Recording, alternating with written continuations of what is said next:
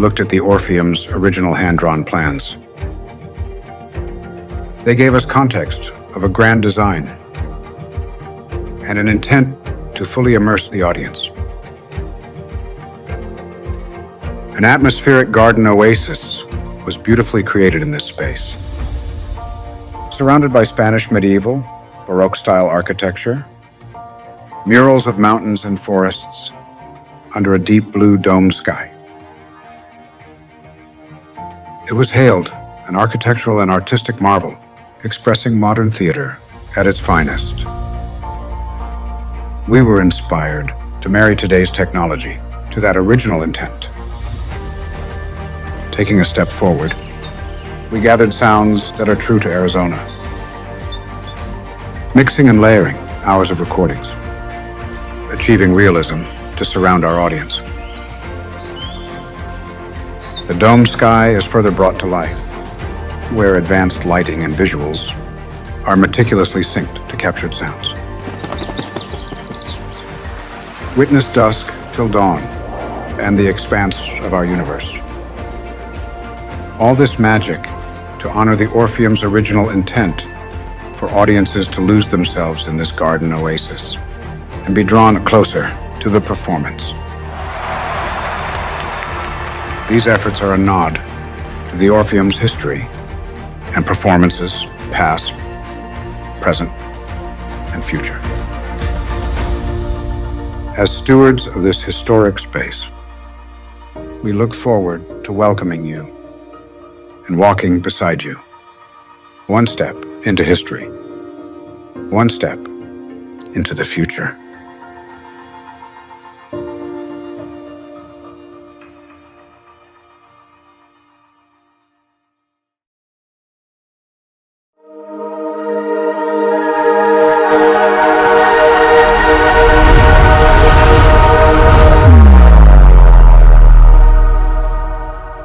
We all want to get to our destination safely, so be aware of everything happening around you whenever walking, riding, or rolling along our streets. Most pedestrian and bike crashes happen when drivers are turning. Scan the street for wheels and feet when turning or entering intersections.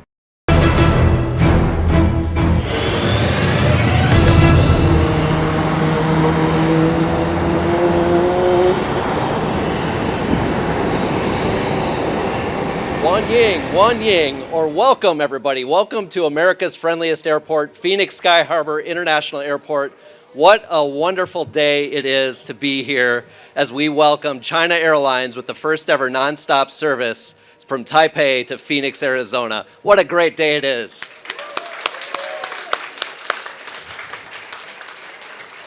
First, we have some very distinguished guests and dignitaries who will be speaking today. I'd like to introduce them, please. First, we have Phoenix City Councilman Kevin Robinson, who happened to be on the flight today. Councilman Robinson, welcome. ROC Taiwan's representative to the United States, Ambassador Alexander Yu, is with us.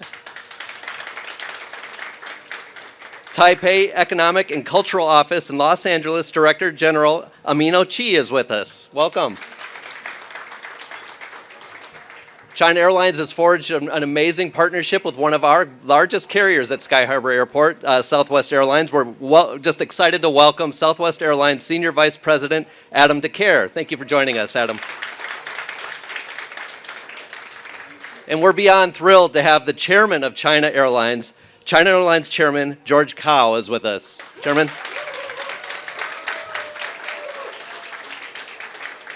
In addition, we have China Airlines board member Joel Schoen is with us. Joel. And China Airlines Senior Vice President Jeffrey Shen is with us. Jeffrey. So thank you all so much for being with us today. I am Chad Makowski. I'm the aviation director here at Phoenix Sky Harbor International Airport. We've been working on this route for almost a decade now, and we're so happy to have this day arrive where we have our first ever nonstop service to Taipei, Taiwan. Our mayor, Kate Gallego, was able to join the flight and meet the flight at its arrival, but has other duties as she's leading a council formal meeting today, so she wasn't able to be with us. But we're very grateful to have Councilman Kevin Robinson here. As I'd mentioned, not only is he going to provide welcoming remarks, but he's going to give you a firsthand account because he actually was on that very first flight from Taipei to Phoenix today. So on behalf of the thousands of people who work here at Phoenix Sky Harbor International Airport every day, we want to thank you, Councilman, for your steadfast leadership and your willingness to really do what's best for the community and our airport. So please, ladies and gentlemen, allow me to welcome Councilman Kevin Robinson. Councilman.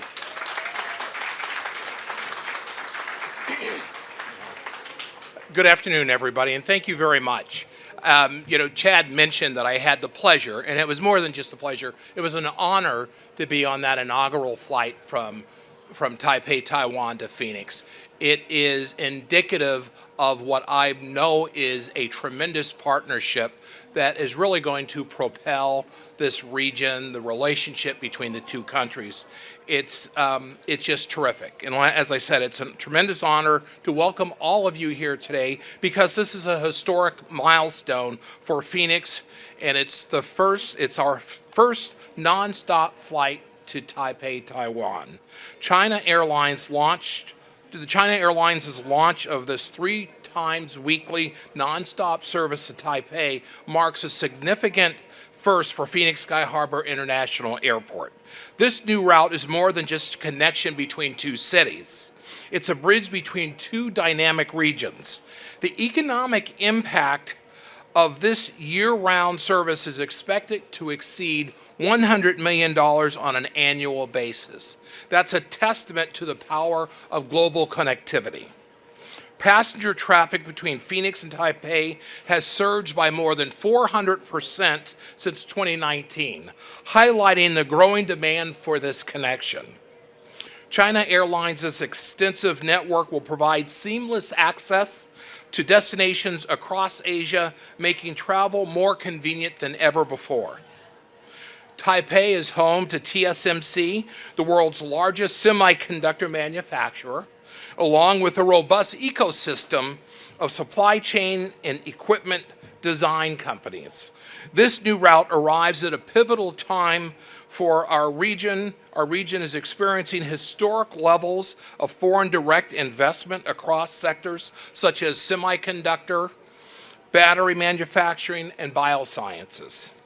This flight is not just about tourism, it's about trade, innovation, and opportunity. It reflects the opportunity. It reflects the strength and momentum of the Phoenix market. It's made possible by the collaboration, as Chad mentioned, by the collaboration of some significant partners, foremost China Airlines, but also the Phoenix's Office of Community and Economic Development, as well as Greater Phoenix Economic Council, and many others. With more than 320 days of sunshine here in Phoenix, Phoenix has long been a premier destination for visitors, and Arizona is proud to boast more national parks and monuments than any other state in the nation. So outside of the business aspect of it, the tourism opportunities are terrific. So today, we are thrilled to welcome travelers from the Silicon Island to the Silicon Desert. The future is bright, and this is just the beginning. Thank you all for being here, truly appreciate it. And again, thank you and congratulations to all involved in this, what is a historic endeavor. Thank you very much. Thank you for the time.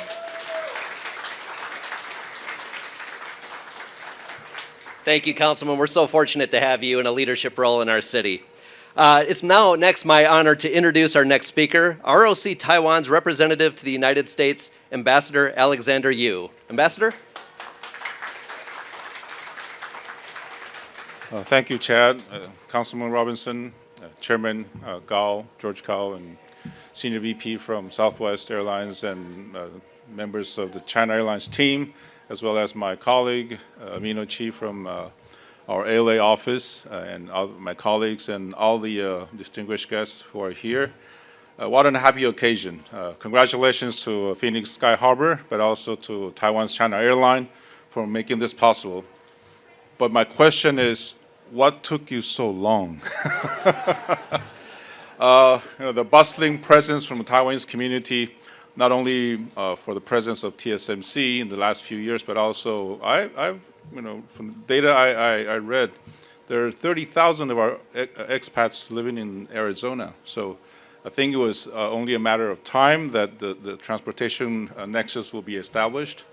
But as the councilman and Chad mentioned, this flight is not only about tourism, it's about forging more collaboration in our industries, in our technologies, in our exchanges in education, and in all fronts. United States is seeking for a renaissance in industrialization, especially in the high-tech area. And Taipei, Taiwan is your best partner in this endeavor. What can I say? When I was waiting for the passengers to come in, one of the ladies who was with me, she's a Taiwanese teaching at Arizona University in Tucson, and she said, well, now I don't have to drive 9 hours to LA to receive my parents. Yeah, I can just wait here. And I said, well, maybe your mom misses the drive from LA to Arizona. But again, it simplifies a lot of things for people who are coming from Taiwan to Arizona, particularly Phoenix. But this is a two-way street. So Taiwan is your portal to Asia. From what I know, this is not only the first flight between Taiwan and Arizona, but it's the first Asia flight that Sky Harbor is receiving. So this is big news for you, but also for us. And again, a lot of prosperity, a lot of good health to all of you present. You know, I'm wearing my lucky red, as you've noticed. More to come, and a lot of prosperity, and especially on the issue of AI. You know, the United States is pushing for AI dominance, AI, and we'll work together to achieve this packed silica that the United States is trying to promote. Thank you very much.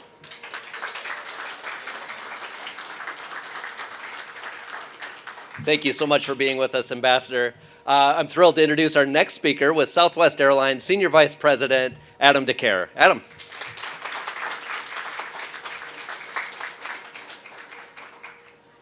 Well, thank you and welcome, China Airlines. This is a tremendous opportunity to get to speak for the 70,000 Southwest employees, and it's a great honor to be here, so thank you for including us. This service to Taipei doesn't just build a strong connection between Sky Harbor and Asia, it also puts Phoenix at the crossroads of a great new partnership. Beginning in mid-January, our Southwest team will be here providing their customer famous hospitality, transferring China Airlines customers and bags between trans-Pacific flights and the unmatched network of Southwest Airlines. We'll offer these international travelers connections to nearly 40 cities across the United States, including Las Vegas, Austin, Dallas, Houston, Nashville, Baltimore, and Orlando. This has been a decade of sustained growth for Southwest Airlines here in Phoenix, with new gates, new maintenance facilities, job growth, and new flights. The number of seats we offer travelers here in Phoenix has grown 30% in the last 10 years. That's included everything from domestic to international, long haul and short. We start even new short haul service to Tucson here in March, and from the Hawaiian Islands to Cancun, from New England to Mid-South, Southwest Airlines will do all across the heartland. No one gives Phoenix what Southwest Airlines does every day with the heart that we give it to. Thank you to our partners at China Airlines. We welcome you to the great Southwest.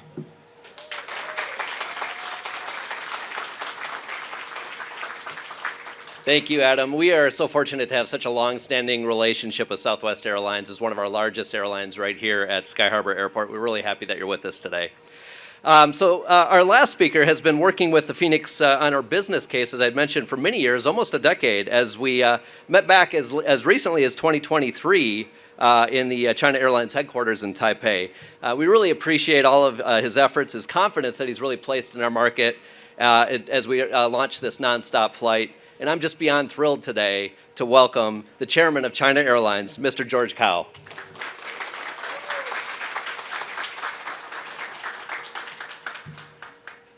This is a serious moment, so I need to read it words by words. And good afternoon, everyone. Thank you to the City of Phoenix Councilman Kevin and Chad, and also our Das, 处长, and all the distinguished guests from all over the governor and all department of the airport, and also our team in China Airlines.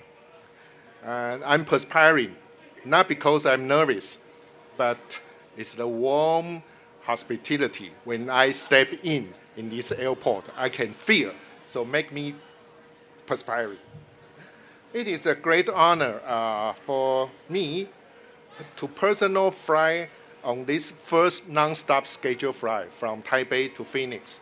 But actually, I was here in 1997. It's almost 30 years ago. And from the window, when we approach, I can see a lot of change of the Phoenix. That's why I feel I'm right to open this flight, to launch this flight from Taipei to Phoenix.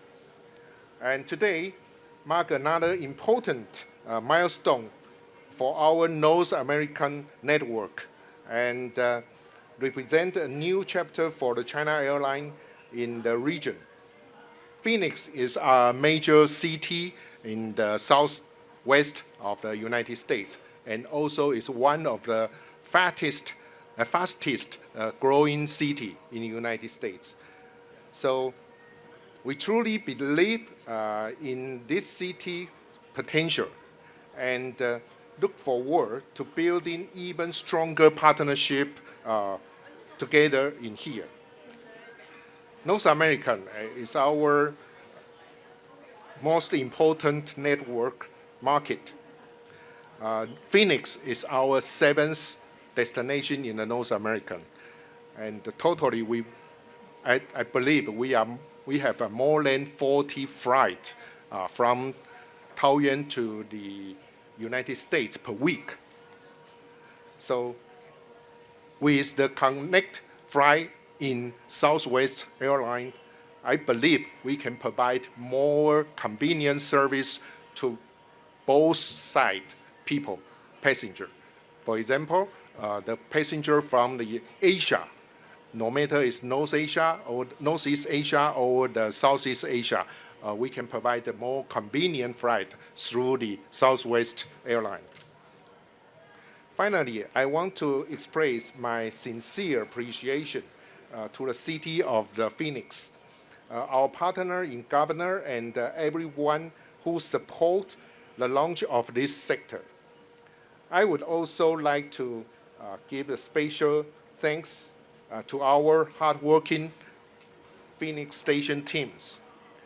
The milestone is possible because of your dedication.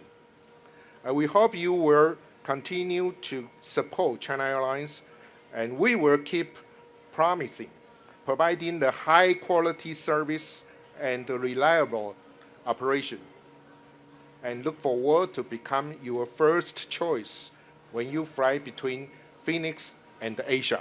Thank you.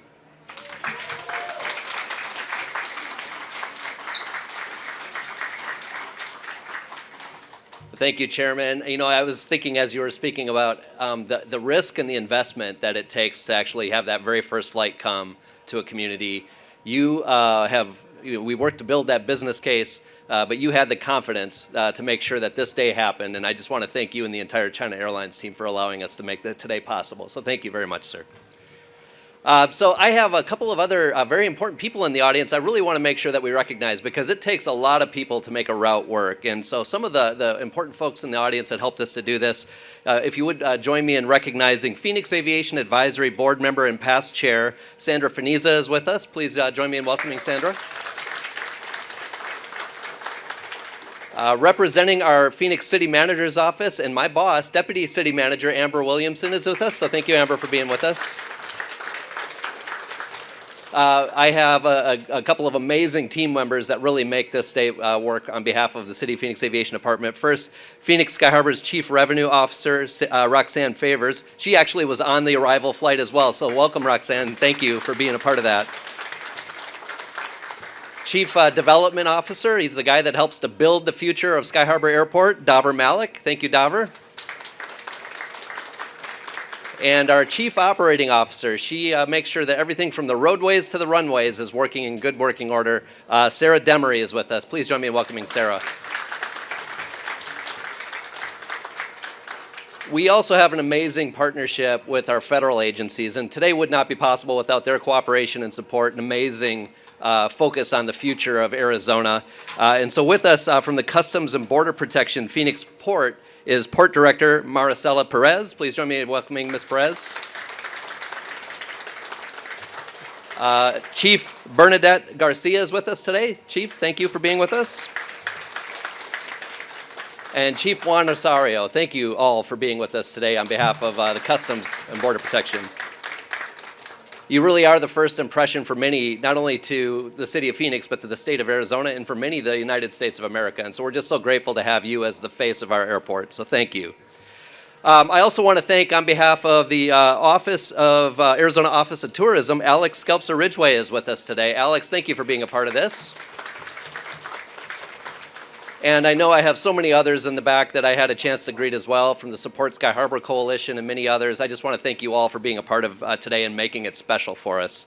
So I'd like to close by thanking everybody, especially all the members of our Phoenix Aviation Department that helped make today possible in the onboarding process. You know, they work hard to make sure that over 130,000 passengers every single day make it through our airport efficiently and safely. You know, and as the largest economic engine and the largest employment center in all of Arizona, although TSMC is getting much bigger, so we're watching them. Phoenix Sky Harbor International Airport contributes more than $44 billion to the Arizona economy every single year. And our employees make all of this look so seamless, even during the busiest days. And so I just want to thank all of those teams that help make this possible. Please join me in thanking them.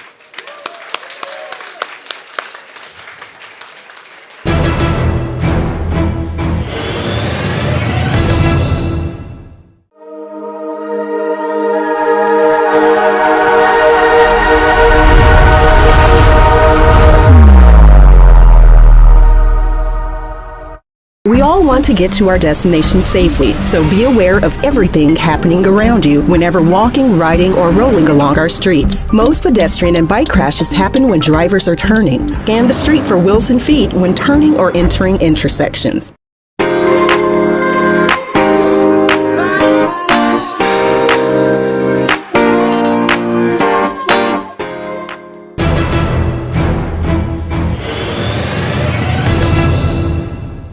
Good morning, everyone, and thank you all for joining us as we celebrate the grand reopening of Telephone Pioneer Park Playground.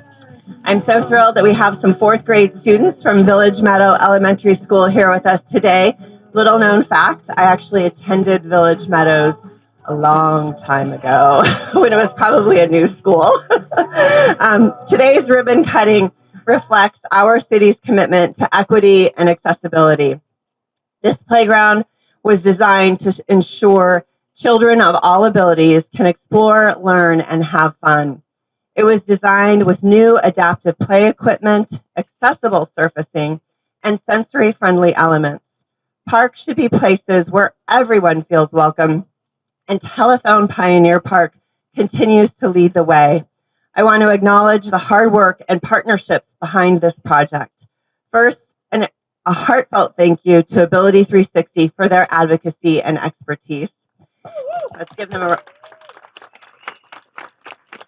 Christopher... Is it working? Okay. Christopher, you and your team are invaluable in providing inclusive recreation across the city. Thank you.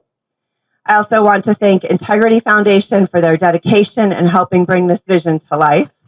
I was here the day the Integrity volunteers worked on the playground, and their enthusiasm was contagious. Thank you so much, Integrity. And finally, yes, round of applause for Integrity. Finally, I want to offer my sincere appreciation to the Parks and Recreation Department team. Their hard work, dedication, and passion are what make projects like this possible. And so let's give them a round of applause also. Thank you to the Parks Department. This grand reopening of Telephone Pioneer Park's playground shows Phoenix at its best. We value innovation, teamwork, and a commitment to serving every member of our community. I want to thank you again for being here, and I know we have a couple of more speakers, but I can't wait for us to all play.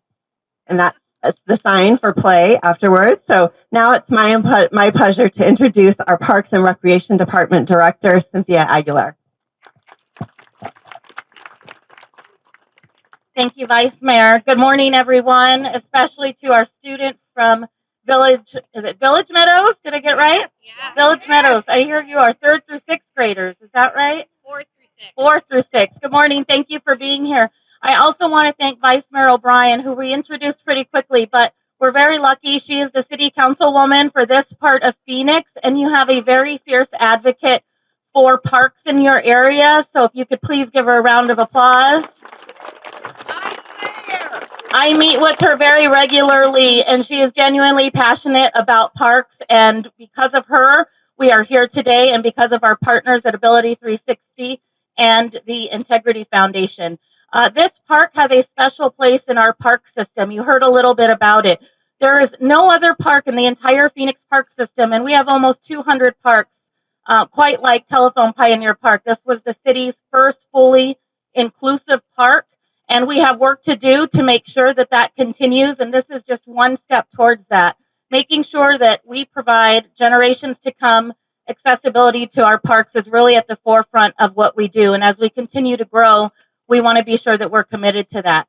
I do want to thank Ability 360. You are fantastic partners. We could not do what is done here for the community without you. Thank you very much to Chris and Gus, Brielle, everyone involved here. And as the Vice Mayor mentioned, the parks team, we have several members. So not only are they critical to making sure that things like this are planned, but moving forward, that things like this are taken care of. So to our children and to the community who's here, the moms I met at the front, I was so glad to meet you. They were so enthusiastic and appreciative for what we've done here. To all of you, thank you for really helping us take care of this place and making sure that other people are going to take care of it moving forward. And thank you to our Parks and Recreation team. If you are a Parks employee, can you please raise your hand? And with that, it's really my pleasure to introduce Christopher Knight, who is the CEO of Ability 360.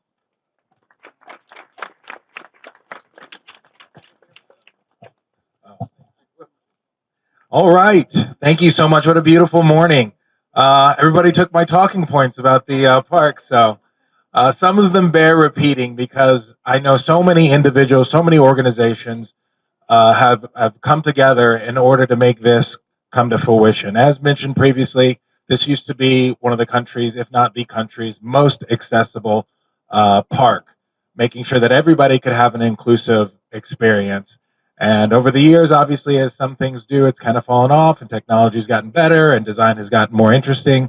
I'm so incredibly proud that we're able to move forward on creating what used to be and creating what will be, I think, really a landmark in terms of accessibility for parks and for recreational areas. So I'm so thankful to the City of Phoenix. We're so thankful to the Parks and Rec Department, certainly the Phoenix Suns who have helped. They introduced us to the Integrity Foundation, which obviously helped put this all together. And certainly I want to say a big thank you to our staff at Ability 360 because I know how hard it is to kind of wrangle everything together and to find the funds and to get everybody on the same page. But I think once you work together, we really do see the fruits of our labor and what's coming together. So I'll share a quick story and then we can go and enjoy ourselves. Just seeing this is just absolutely incredible. I got involved into the disability community as the result of being the younger brother to my brother TJ. We grew up in a relatively small at the time country town called Tomball, Texas. And growing up, you know, I was in a unique vantage point to see my parents and some of their struggles. And as TJ, my brother and I were growing up, we didn't have things like this. So I could tell how difficult it was for our parents to have to find different recreational opportunities because not everything was accessible for my brother. So we'd have to separate in many circumstances. And, you know, from the beginning of my career, beginning of all that, kind of realizing what could the world look like if we could work better together to create places like this. And here we are. So I'm so proud of everybody's hard work. Thank you so much. This is just the beginning. It's going to be incredible. Thank you.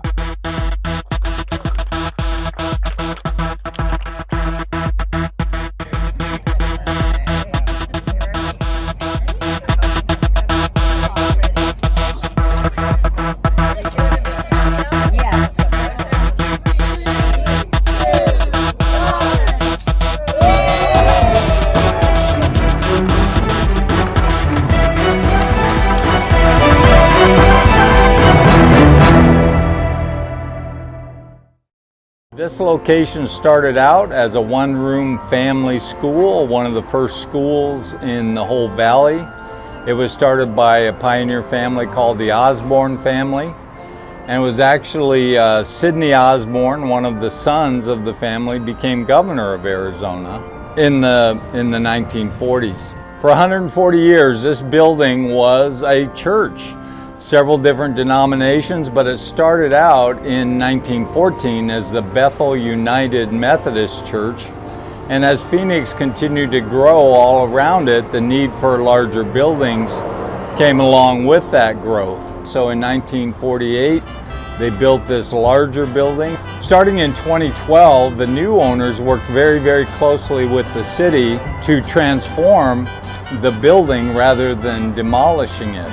And through a process called adaptive reuse, the city and the owners were able to transform this gorgeous building into a successful small business called the Taco Guild.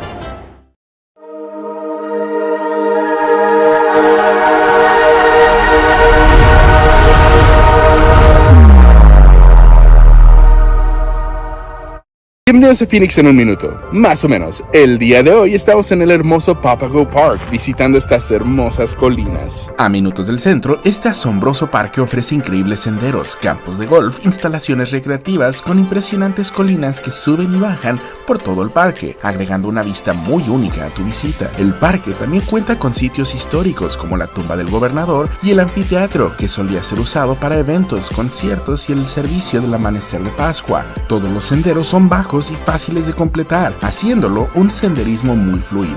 Adicionalmente, se puede visitar el zoológico de Phoenix y el desierto botánico. Papago Park tiene 3 estanques que ocupan 6 acres del parque, conocidas como Papago Ponds, ideales para ir de pesca. Cuenta con estacionamiento con acceso para silla de ruedas y ramadas, listas para un picnic familiar, junto a uno de los lugares más icónicos, el Hoyo en la Roca, un cerro que ofrece hermosas vistas durante Up until 1889, the majority of the water that was used by Phoenicians came from the actual original canal that went through town.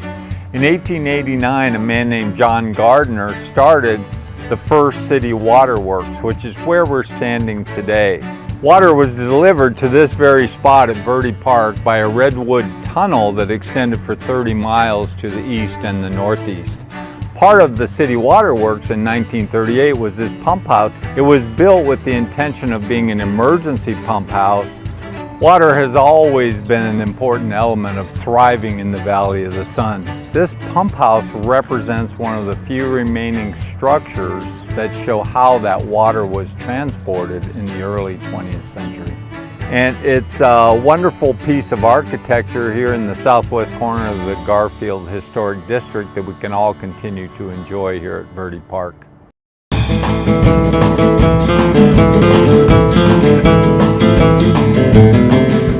Welcome to the Cesar Chavez Community Center, the City of Phoenix's newest recreation center here in the beautiful Levine Village. Come, I'll take you around.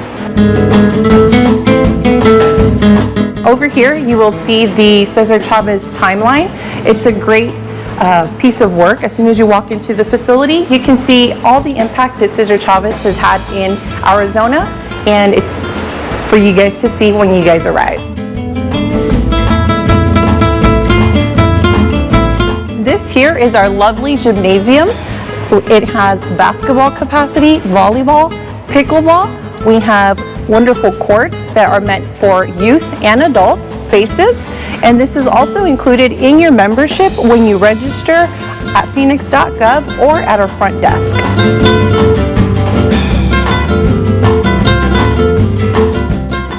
Welcome to our multi-purpose room. This room is designed to have special events, meetings, take classes. It seats anywhere between 80 to 100 people and is reservable.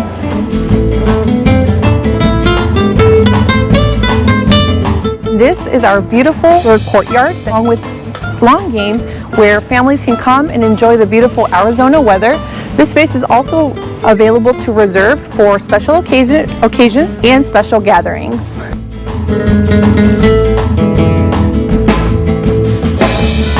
And this is our beautiful teaching style kitchen that we have here at the Cesar Chavez Community Center. It is designed to teach classes here in our community. So if you're interested in cooking 101 or maybe baking, this might be a good class for you to come and take. We have stoves, refrigerators, microwaves, and I know this will be a great place for you to come and enjoy and learn to cook. And this is our wonderful game room space where it's designed for youth and adults to come hang out and engage in a friendly game of pool table, hockey, or foosball. This is also a great space for parents to come hang out while their children are taking classes here at our lovely community center. This is one of the amenities that is included in your membership here at the Cesar Chavez Community Center. And this is our beautiful upstairs fitness center that is designed with cardio machines, free weights, weight machines, and if fitness is one of your goals, this might be a place for you. Out here, we have this beautiful view of the Estrella Mountains, where while you're working out, you can have a great view here. This also has an outdoor space that is designed to take a class, maybe like an outdoor yoga or meditation class. Also a reservable space, so if you have a meeting and you'd like to enjoy the beautiful weather here in Laveen, this might be the spot for you. And this is our wonderful indoor walking track. Good afternoon. Thank you for attending today's meeting. If you could please find your seats, we will begin in 1 minute.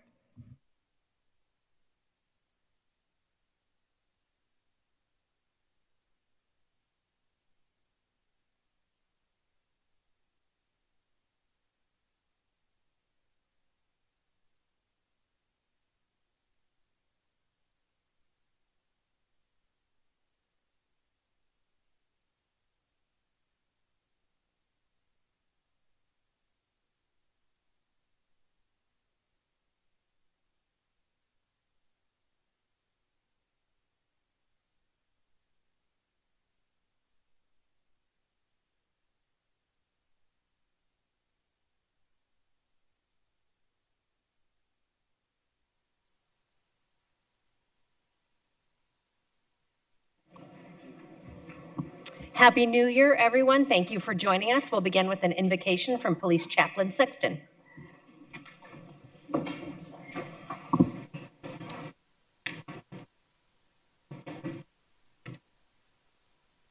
Madam Mayor, honorable council members, ladies and gentlemen, my prayer today is based upon what is known as the prayer of Jabez from 1 Chronicles 4:10, which says, "If only you would bless me, extend my borders, let your hand be with me and keep me from harm so that I will not experience pain." Let us pray. O Father in heaven, shower your blessings upon this meeting by granting peace of mind and wisdom to those here who are responsible for taking care of the people and resources that you've entrusted to them. Extend the territory of our hearts so that compassion reigns as this council and the many employees of the city of Phoenix work to benefit the people within our city and those who have contact with us from abroad. Father, let your hand be with this council to guide them throughout their journey and to ensure the outcomes that you desire.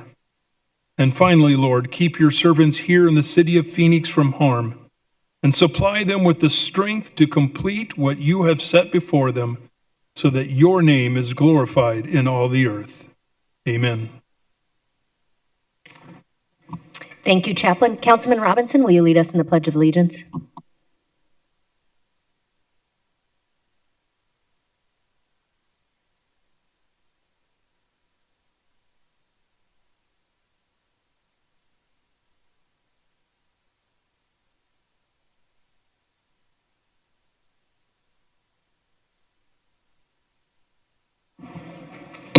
Call to order the Phoenix City Council meeting. Will the clerk call the roll? Councilwoman Guardado. Here. Councilwoman Hernandez. Here. Councilwoman Hodge Washington. Here. Councilwoman Pastor. Here. Councilman Robinson. Here. Councilwoman Stark. Here. Councilman Waring. Vice Mayor O'Brien. Here. Mayor Gallego. Here. Thank you all for joining us. We have Mario Barajas and Elsie Duarte with us to provide interpretation. Mario, would you introduce your team? Yes, Mayor, thank you. As already mentioned, my name is Mario Barajas. I'll be serving as one of the two interpreters, the other one being Elsie Duarte. We'll be serving as Spanish interpreters to the community. Now I'll take a moment to introduce ourselves to our Spanish-speaking audience and then review a couple of guidelines. Buenas tardes, yo soy Mario Barajas, junto con mi colega Elsie Duarte. Vamos a estar sirviendo como intérpretes a los de habla hispana esta tarde. Quisiéramos repasar con ustedes brevemente de que si acaso van a dar un comentario público, favor de hablar de una manera clara, lenta y tratar de evitar distracciones de fondo, así para poder interpretarles de la mejor manera posible. Muchas gracias. Thank you, Mayor. Thank you so much, Mario. Will the city clerk read the 24-hour paragraph? The titles of the following ordinance and resolution numbers on the agenda were available to the public at least 24 hours prior to this council meeting and therefore may be read by title or agenda item only. Ordinances number G 7469 through 7475, S 52514 through 52542, and resolutions 22355 through 22362. Thank you. Will the city attorney explain the role of public comment? Yes, thank you, Mayor. Members of the public may speak for up to 2 minutes to comment on agenda items. Comments must be related to the agenda item and the action being considered by the council. General comments that go beyond the scope of the agenda item should be made during the citizen comment session at the end of the agenda. City council and staff cannot discuss or comment on matters related to pending investigations, claims, or litigation. Additionally, any member of the public who appears before the council in their capacity as a lobbyist must, as required by Phoenix City Code, disclose this fact before addressing the council. The City Code states that speakers must express their comments respectfully and courteously. Use of profane language, threats, or personal attacks on members of the public, council members, or staff are not allowed. Such comments are disruptive and unrelated to the council's business. Any person who violates these rules may lose their opportunity to speak further and could be asked to leave. Thank you. Thank you so much. We'll begin with item 1, boards and commissions. Vice Mayor, do we have a motion? I move to approve mayor and city council boards and commissions nominations. Second. We have a motion and a second. All those in favor, please say aye. Aye. Any opposed? Congratulations on your unanimous appointment. We will now do a swearing-in ceremony. I don't know.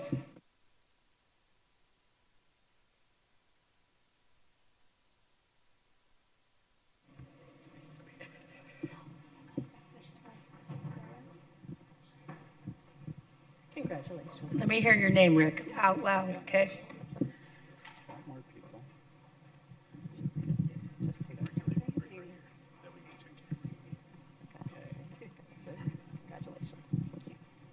Please raise your right hand.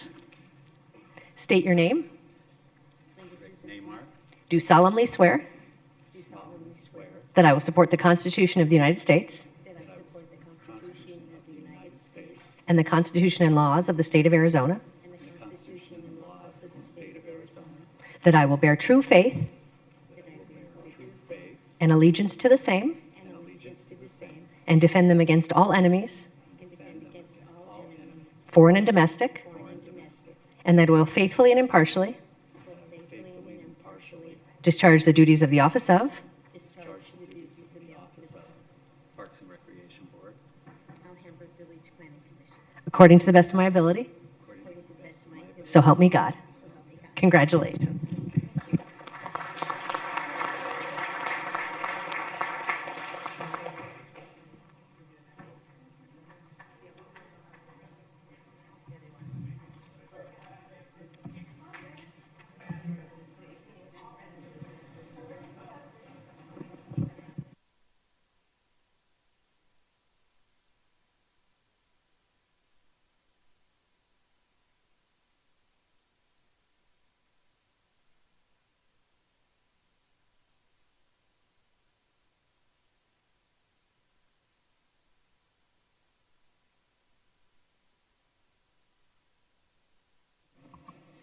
Congratulations to our commissioners. We are very happy to have you.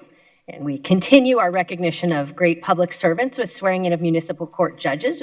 Vice Mayor, do you have a motion on item 2? I move to approve as revised the swearing in of the following judges to serve four-year terms as municipal court judges: the Honorable Judge Nyquist, the Honorable Judge Sanchez, the Honorable Judge Dulles, the Honorable Judge Gilbert, and the Honorable Judge Jones. Second. We have a motion and a second. Any comments? Councilwoman Pastor. Thank you. Thank you for your service. Thank you, and we're so pleased to welcome family members from kids to parents who are with you today to support our judges. All those in favor say aye. Aye. Any opposed, nay? Passes unanimously, and now we will swear in 5 of our judges. Thank you for your continued public service.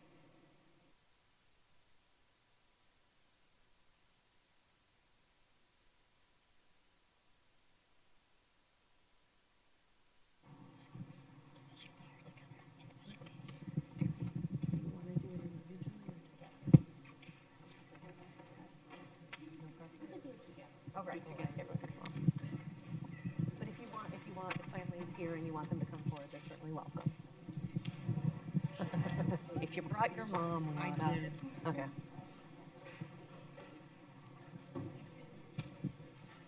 I'll ask you if you want to introduce guests.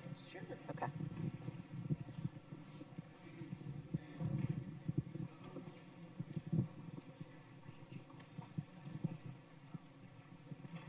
And I might give you a chance to introduce your guests.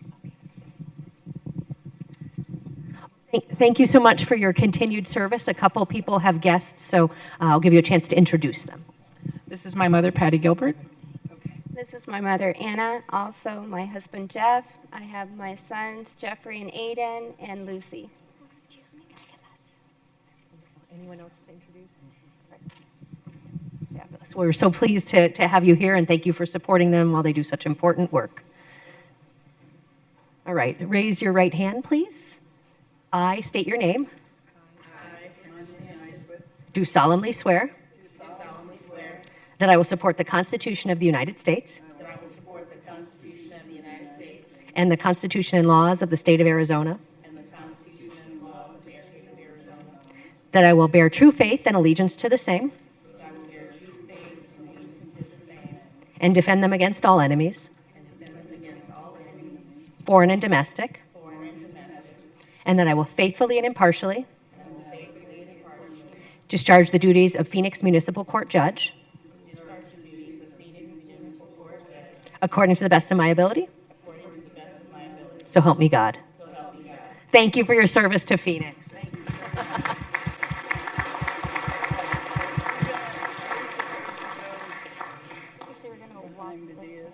Yes, they're walking this way right now. So once the mayor shakes your hand, you're going to do it. Congratulations. Thank you so much. Pleasure.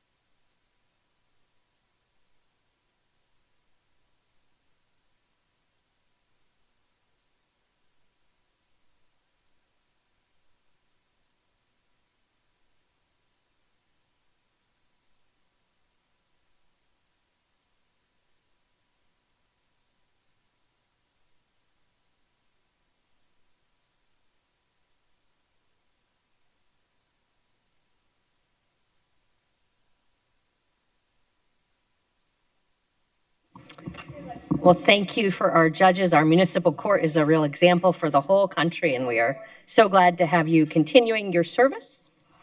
And the good news continues with item 3, the reappointment of Municipal Court Judge Alex Benezra. Vice Mayor, do we have a motion?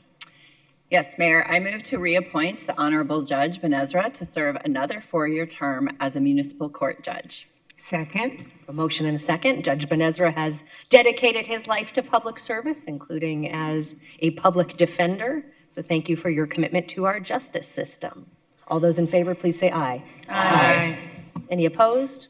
Congratulations on your unanimous reappointment. We are glad to have you serving.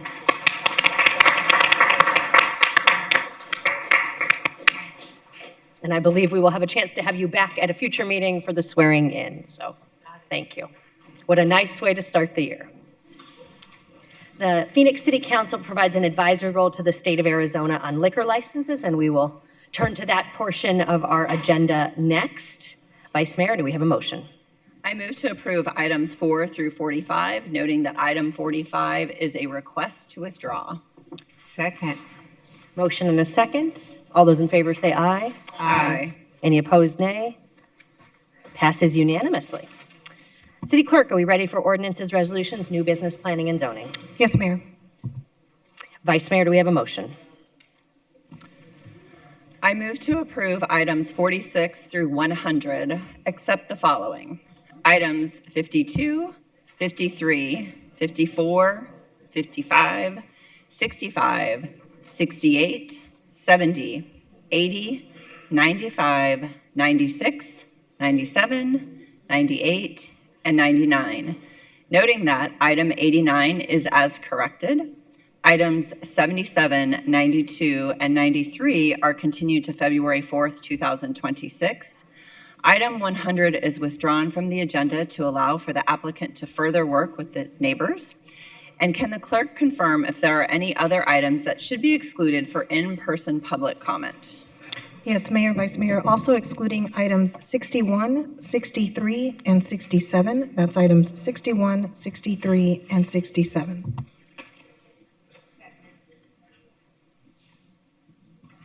We have a motion and second, and since there is significant interest in it, I will note that this motion would withdraw from the agenda, again, 24th Street and Missouri Avenue. Great. Roll call. Guardado. Yes. Hernandez. Anna. Yes. Hodge Washington. Yes. Pastor. Yes. Robinson. Yes. Stark. Yes. O'Brien. Yes. Gallego. Yes. Passes 8-0. We next move to item 52, which is the selection of the vice mayor. I'll turn to Councilman Robinson. Thank you, Mayor. It would be my honor to nominate somebody who is a first in so many areas, but District 8 Councilwoman Keisha Hodge Washington for the position of Vice Mayor for the calendar year 2026. Second. We'll let the clerk decide who was that second, but we'll note very strong support for Councilwoman Hodge Washington, and want to thank Vice Mayor Ann O'Brien for a very distinguished service as Vice Mayor for 2025. She's not only contributed through this role, helping run meetings, but she's been an invaluable partner on so many issues from transportation, infrastructure to public safety. I want to acknowledge and let her know how much I appreciate her leadership and partnership on international economic development for Phoenix. Today's an important day. TSMC secured land in North Phoenix to continue its expansion, and Vice Mayor O'Brien has been a real champion to make these kind of meaningful economic opportunities available for our residents. So we are a better city for your service. Thank you. Thank you, ma'am. Councilwoman Stark. Thank you, Mayor. I too want to thank Vice Mayor Ann O'Brien. We are neighboring districts, so we do a lot of work together. And I am proud to know her, and I think she's done a fantastic job, and I too want to congratulate her on the auction today. The semiconductor is a significant economic boom, not just for the city of Phoenix, but especially for District 1. It really is going to be ever-changing. So thank you for all your hard work. I appreciate you and can't wait to continue to work with you for a few more years. Councilwoman Pastor. Yes, I'd like to thank Councilwoman O'Brien, and she has done a tremendous job also leading the council, but in tough areas or spaces. She has also been one that could hear some of the dynamics that was happening with policy and was open to listen and change. I want to congratulate Councilwoman Keisha Hodge Washington. In particular, she's the first first woman African American to be vice mayor. And I think that's just going to continue, and we will see a lot of changes as the city grows and as we continue to diversify. So congratulations. Councilwoman Hernandez. Thank you, Mayor. And yeah, want to start by thanking Councilwoman Ann O'Brien. As the newest member of the council, you've always been so welcoming just with how processes happen up here. So thank you for being a really good support system as a vice mayor for the newest member of council. And thank you for everything you've done this last year. And congratulations to Councilwoman Keisha Hodge Washington on this new role and responsibilities. I always appreciate that you're very straightforward with your thoughts and on items. And so I am looking forward to working with you on that. I think Phoenix is in a moment where there's so many changes and shifts happening daily, locally and nationally, and Phoenix really needs leadership that is going to be bold and stands up for the right reasons and for the community. So, and collaborates with the community. So I'm excited to work over this next year with you as vice mayor to make sure that we are delivering for our communities across Phoenix in the best way possible. So congratulations on that. Thank you. We'll go to Councilwoman Guardado and then Councilman Robinson. Thank you, Mayor. Also want to congratulate Councilwoman Hodge Washington. I'm very excited for you to be our new vice mayor. We are going into some very difficult times. We've been in some very difficult times. I trust your leadership. I trust what you have to say. I have definitely had the chance to work with you in the last couple of years. And one thing I definitely really appreciate about you is your honesty and what you bring to the table. And if you tell me one thing today, if it changes, you will call me and tell me that it has changed. But for the most part, I think it's been wonderful to work with you and everything that you have done for your district. And I know that as vice mayor, you will definitely be a voice for our most vulnerable population. And we are going to, again, continue to be in these difficult times. And we have a lot of work to do ahead, and looking forward to continue to work with you and do some great things for our residents. Thank you. Thank you, Mayor. Thank you, Councilwoman. Councilman Robinson. Thank you, Mayor. I want to add my congratulations to the outgoing Vice Mayor Ann O'Brien. Just a wonderful person to work with, has provided the type of leadership that you really want to see in an organization in a city this size, and just been great. Whole time I have been on the council, as Councilwoman Hernandez was saying, she has been nothing but, that mentor, that person who provides that level of advice and steady leadership, and I've always appreciated that. So Ann, thank you very much. Just glad I get to keep working with you and everything else. And I made the nomination for Keisha, so Keisha, congratulations. I was gonna say something about your sorority, but then my wife gets mad at me, and so I won't do that, because apparently you didn't pledge the right sorority is what I understand. But congratulations to that as well. Thank you. Vice Mayor O'Brien. Thank you all. Serving as Vice Mayor of Phoenix really has been the honor and privilege of a lifetime. I am very grateful for all the faith that Mayor put in me and allowing me to represent the city at different events, especially at the international level. I am thrilled to support Councilwoman Hodge Washington as Phoenix's next Vice Mayor. She brings a fierce commitment to equity and an unwavering dedication to the people of Phoenix. She approaches every issue with thoughtfulness, professionalism, and a clear focus on results. From her journey as a first-generation college graduate to her service as Assistant Attorney General protecting children, to her leadership on the council, Keisha's career reflects a deep commitment to justice and community.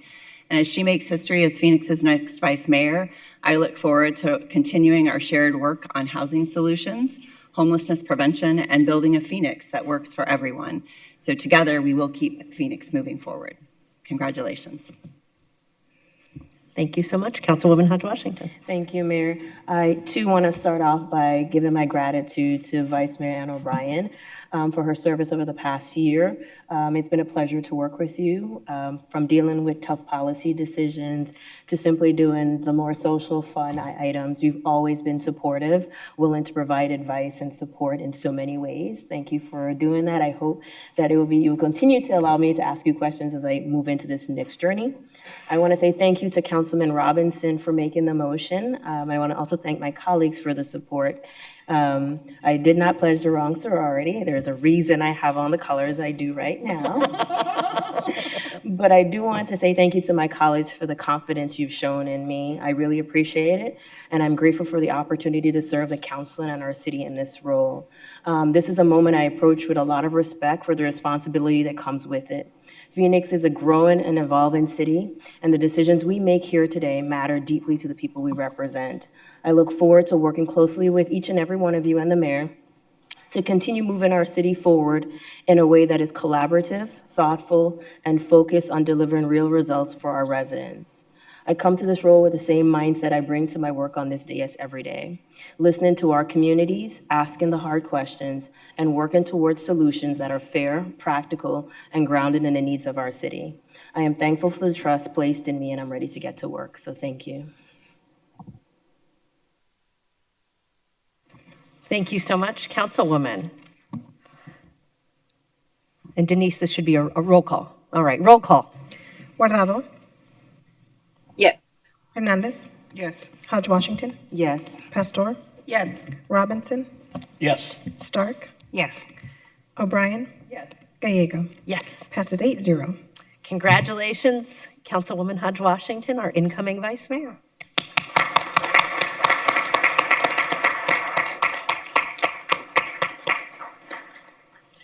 Appreciate your work on so many things from bioscience to housing, and you've made history as the first Delta elected vice mayor of the city of Phoenix.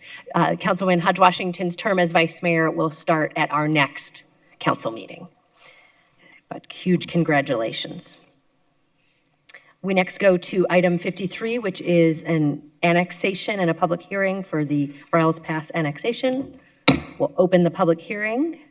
We have Taylor Earl here to speak if necessary. Does anyone have any questions? Right, we will close the public hearing. There is no vote today, just a public hearing. Next up is item 54, the proposed Sunup Ranch annexation. We will open the public hearing. We do not have anyone here to speak, so we'll close the public hearing. And again, today there will not be a vote on this item. We'll next move to item 55, authorization to license city-owned vacant land near 36th Avenue and West Encanto Boulevard to the Del Monte Village Garden Association. Councilwoman Pastor, would you like to make the motion? Yes, I would like to move item 55. Second. A motion and a second, and I will recognize Councilwoman Pastor to discuss the item. Yes, I want to first start off thanking and recognizing the Del Monte Village Garden Association and the residents within that area, including their leader, Naomi, who has stayed committed to this project. It's been a year project, actually a little bit more, a year and a half. And last year, the group applied for participatory budget funding from District 4's office to build the community garden. At the time, I had to deny the applications because they didn't have the site. They needed to go through the process to be able to use the site and get the permission that is needed. And really, instead of walking away, they dug in and they did the work and stayed engaged and worked through the city processes, which can be a little cumbersome at times, and coordinated with the departments and kept pushing forward. What we're voting on is a result of back and forth problem solving and persistence, and I want to congratulate them for doing that. I also want to congratulate and thank Neighborhood Services, but in particular, Neighborhood Specialist Rosie Espinosa, who helped them throughout this whole process and guided them. This is exactly the kind of community-led project that we want throughout District 4, but also throughout the city of Phoenix, and neighbors coming together and improving their own neighborhood and collaborating with the city. So I just want to thank them for doing that. in this whole process, we're also going to have education and some food producing projects like Phoenix Food Forest Initiative, where neighbors are planting edible plants and reimagining how public spaces can be served. And this garden is just one step forward. So thank you again to the Del Monte Village Garden Association. Thank you so much. We have a motion and a second. Roll call. Guardado. Hernandez.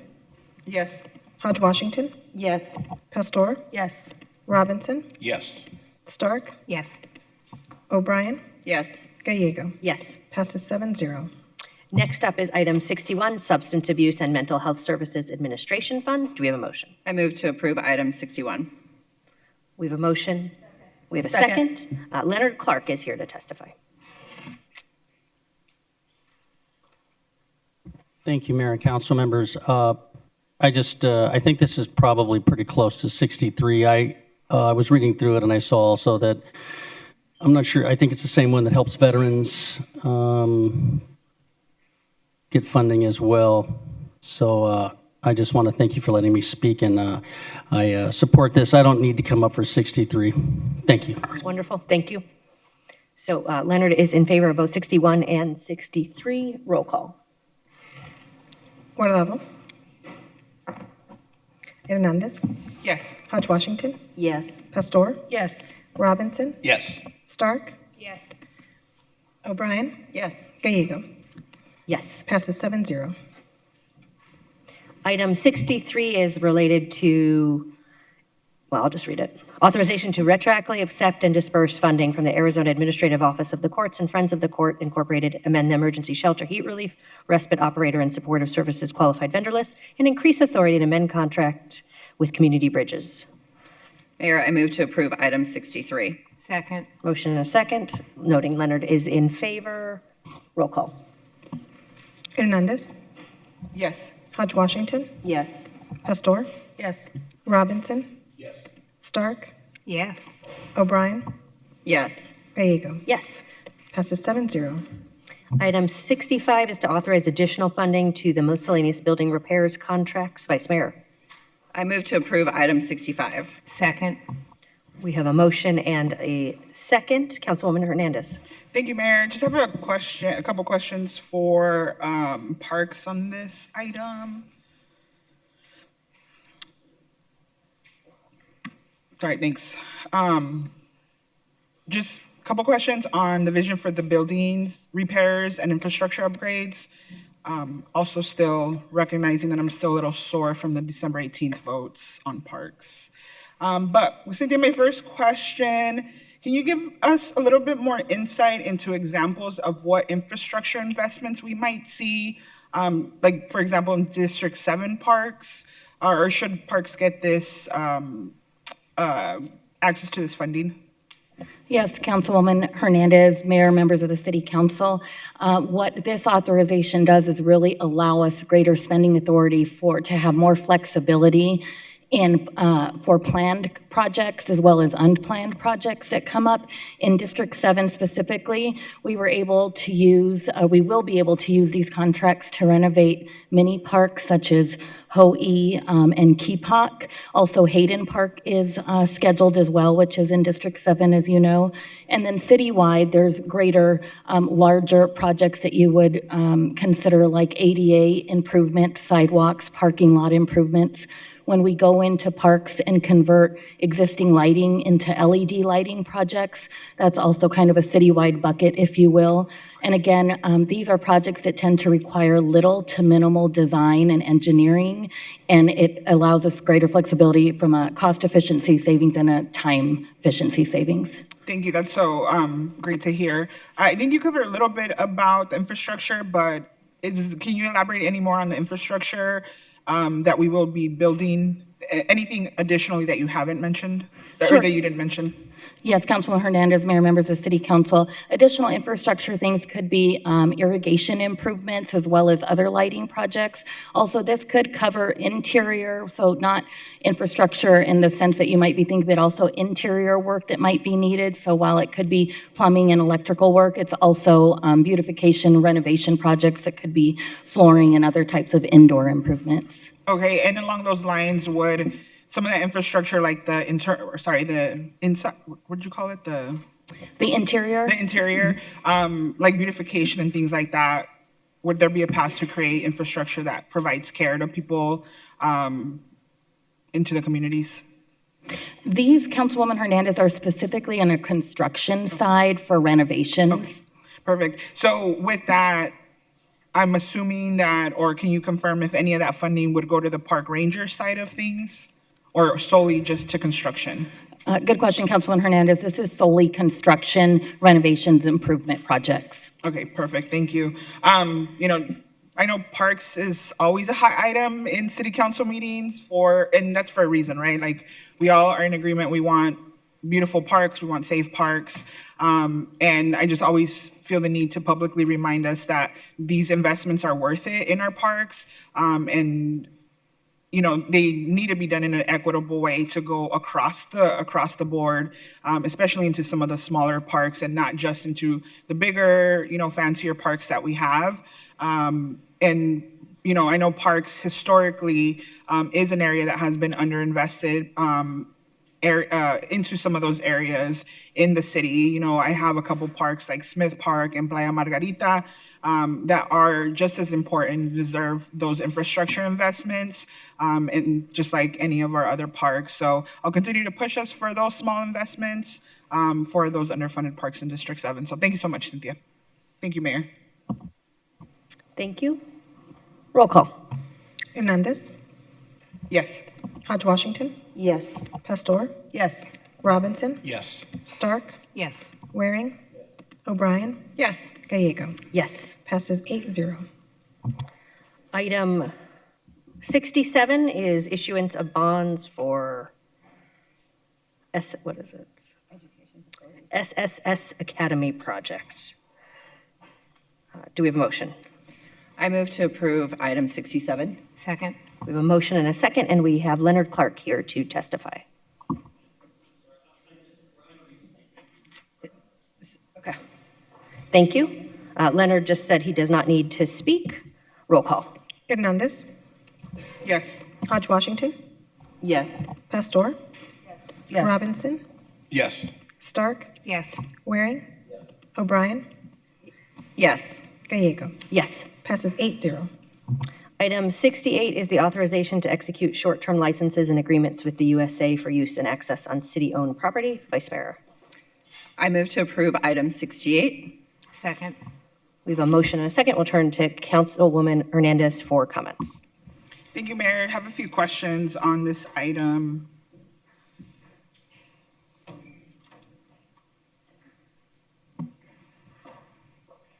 Thank you, Chiefs, for coming to the table. Just have a few questions. The first question being, has the federal government communicated which one of their departments will be using our city property? Mayor, members of council, Councilwoman Hernandez, for this particular request that came in, this was initiated by the U.S. Army, and they have their objectives outlined as to what they plan to do for exercises. Okay, thank you. And in that, have we heard if ICE or the National Guard will be involved in any of those drills or using any of our city property? Mayor, members of council, Councilwoman Hernandez, from the time that the police department was notified of the intent and the request to conduct these exercises in the city of Phoenix, there has been no mention whatsoever of using any of this for the enforcement purposes of immigration or any type of immigration investigations. This was a pre-planned event. It's one of many that multiple branches of the military do on a regular basis throughout the year. And this particular one happens to be through the U.S. Army. Okay, thank you. And how are we making neighborhoods around the training exercises aware that military will be in their neighborhoods? Mayor, members of council, Councilwoman Hernandez, for this particular type of training, this is what they classify as a low visibility type of training, meaning that the intent and the goal behind this training is to have the absolute most minimalist footprint they can have. Again, for that very reason, they don't want to create concern in the area. They recognize that they're operating outside of a military base, so they are very conscious about that. However, one of the items that we did discuss during the briefing is to make sure that if approved, that this item, we would make sure that messaging is pushed out to the public. It would be rather vague because they don't tell us a whole lot about what the mission is, but at least to let the public know that this is a non-immigration enforcement type of activity, should they see any type of vehicles or anything. Okay, thank you. And is there anything you can provide that, or, so the public can hear of any sort of training drills that they should expect to see? Mayor, members of council, Councilwoman Hernandez, again, the information that they give us on this is very limited. They keep that pretty much a close hold to the military itself. We would anticipate that they would, again, have a very minimal presence in terms of personnel. This, as we are led to understand, is that it is one of the final phases of training for this particular branch. And this is one of the locations that they like to utilize only because it represents a very similar urban environment as well as a desert environment, which is very comparable to the areas that they are preparing to deploy across the globe. Okay. Thank you, Chief Lee. I asked those questions because obviously the community is on heightened awareness right now, considering everything that has happened nationally and in different cities across the country, especially over the last few days and even today. So I want to make sure that the community is aware, and I, for one, don't always trust the current government to tell us one thing and then not move and pivot to a different situation. So just want to be very mindful of that. So thank you. Any other questions or comments? Councilman Robinson. Thank you, Vice Mayor. One real quick question for, I don't know if Chief Giordano or Chief Lee. For how long have we been in some type of an agreement, a contractual agreement with the government doing these exercises? Mayor, members of council, Councilman Robinson, to the best of my knowledge, I can recall going back probably as far as the last 10 years or so. These agreements that had been in place previously would vary from 1 to 3 years, but there would be continual requests. Usually on an annual basis, we would receive a request from one or more branches of the government to conduct these particular types of training. Thank you. And I understand Councilwoman Hernandez's concerns. I think they're echoed by a lot of different folks. During those years, we've had these relationships or these contractual agreements with the U.S. Army or whoever is here. Have we ever had any complaints from the community or the public that you were aware of? Mayor, members of council, Councilman Robinson, to my knowledge, we've not received any. I would also add to that when we do receive these requests, we take a very thoughtful approach as to how we go about coordinating that to make sure that, number one, public safety, both police and fire, are involved, as well as the Office of Emergency Management, because this is a part of our preparedness and contingency plan in the event of an emergency, and we have to reach out for additional resources. For this particular one here, we do have a liaison that's assigned to be with the branch director for that military exercise throughout the 3 days that they'll be operating in Phoenix. And we make sure that we have direct connectivity with everybody involved, as well as our other city departments. Okay, thank you very much. Those are all the questions I have. Thank you, Vice Mayor. Oh, Councilwoman Hernandez. Thank you. Follow-up question here. And thank you, because you kind of made me think of another question. In the past 10 years, have we also been under a federal administration that has expanded use of federal agencies to exert immigration enforcement in different cities throughout the country? Vice Mayor O'Brien, Councilwoman Hernandez, that's really outside my purview to answer that question. But I understand what you're asking. Right. Unprecedented times call for unprecedented questions, right? Thank you. Thank you. Any other, Councilwoman Hodge Washington? Thank you so much, Vice Mayor.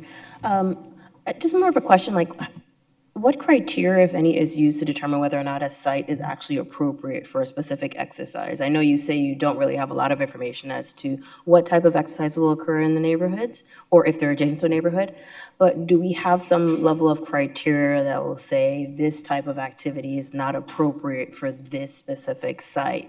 Or if we enter into this agreement, does it give our federal partners carte blanche to go wherever we have a specific site? Vice Mayor, members of council, Councilwoman Hodge Washington. Actually, we do have the ability, and that's one of the key reasons why we make sure from the very beginning that we are involved in the planning. Once we understand the request, we do ask to see what the specific logistical needs are going to be for that particular exercise. We do believe it's our responsibility to make sure that we can right-size the exercise for the venue that's being requested. If it doesn't fit or it poses additional logistical challenges outside of that venue, then that would be our responsibility to make sure that we bring those up. And if it means moving to another location, then we would certainly make those recommendations. So does the final decision-making as to what exercise occurs at what site lie within the City of Phoenix representative through the police department, or does it lie ultimately with the federal partner? Vice Mayor, members of council, Councilwoman Hodge Washington, that decision ultimately, I believe, and my understanding was that we would have the right to say, no, this is not appropriate for the venue that's being requested. I don't recall a situation where we've had that happen, where we've had to. A lot of the locations and the sites are ones that get used repeatedly, so they're already tested, they're tried, we have an understanding of the footprint and the layout of those. But yes, I do believe that we would ultimately have that responsibility to decline. And just given the previous questions about some of the unprecedented nature of some of the things that we've seen going forward, is there a possibility of including in one of your best practices or your policies and procedures is that you would share that information with the council members in which district might be affected, so he or she knows the information or the exercise possibility in that area? Vice Mayor, members of council, Councilwoman Hodge Washington, I do believe that's a fair request. I think that that's a responsible approach, and I think that we have done our best anytime we do get one of these to make sure that we notify the affected area, whether it's the community or whether it's city leadership. And then my last question would be, given what I've read here in the report, it says it's a three-year term. Is there any mechanism in place or would be in place for the termination if we find that it's not conducive or it doesn't align with our community values, for us to say that this no longer works for us as a city? What is the procedure, or is there a termination mechanism? So Vice Mayor, members of council, Councilwoman Hodge Washington, on that, I would probably defer to Julie, our legal colleague, for an opinion on that.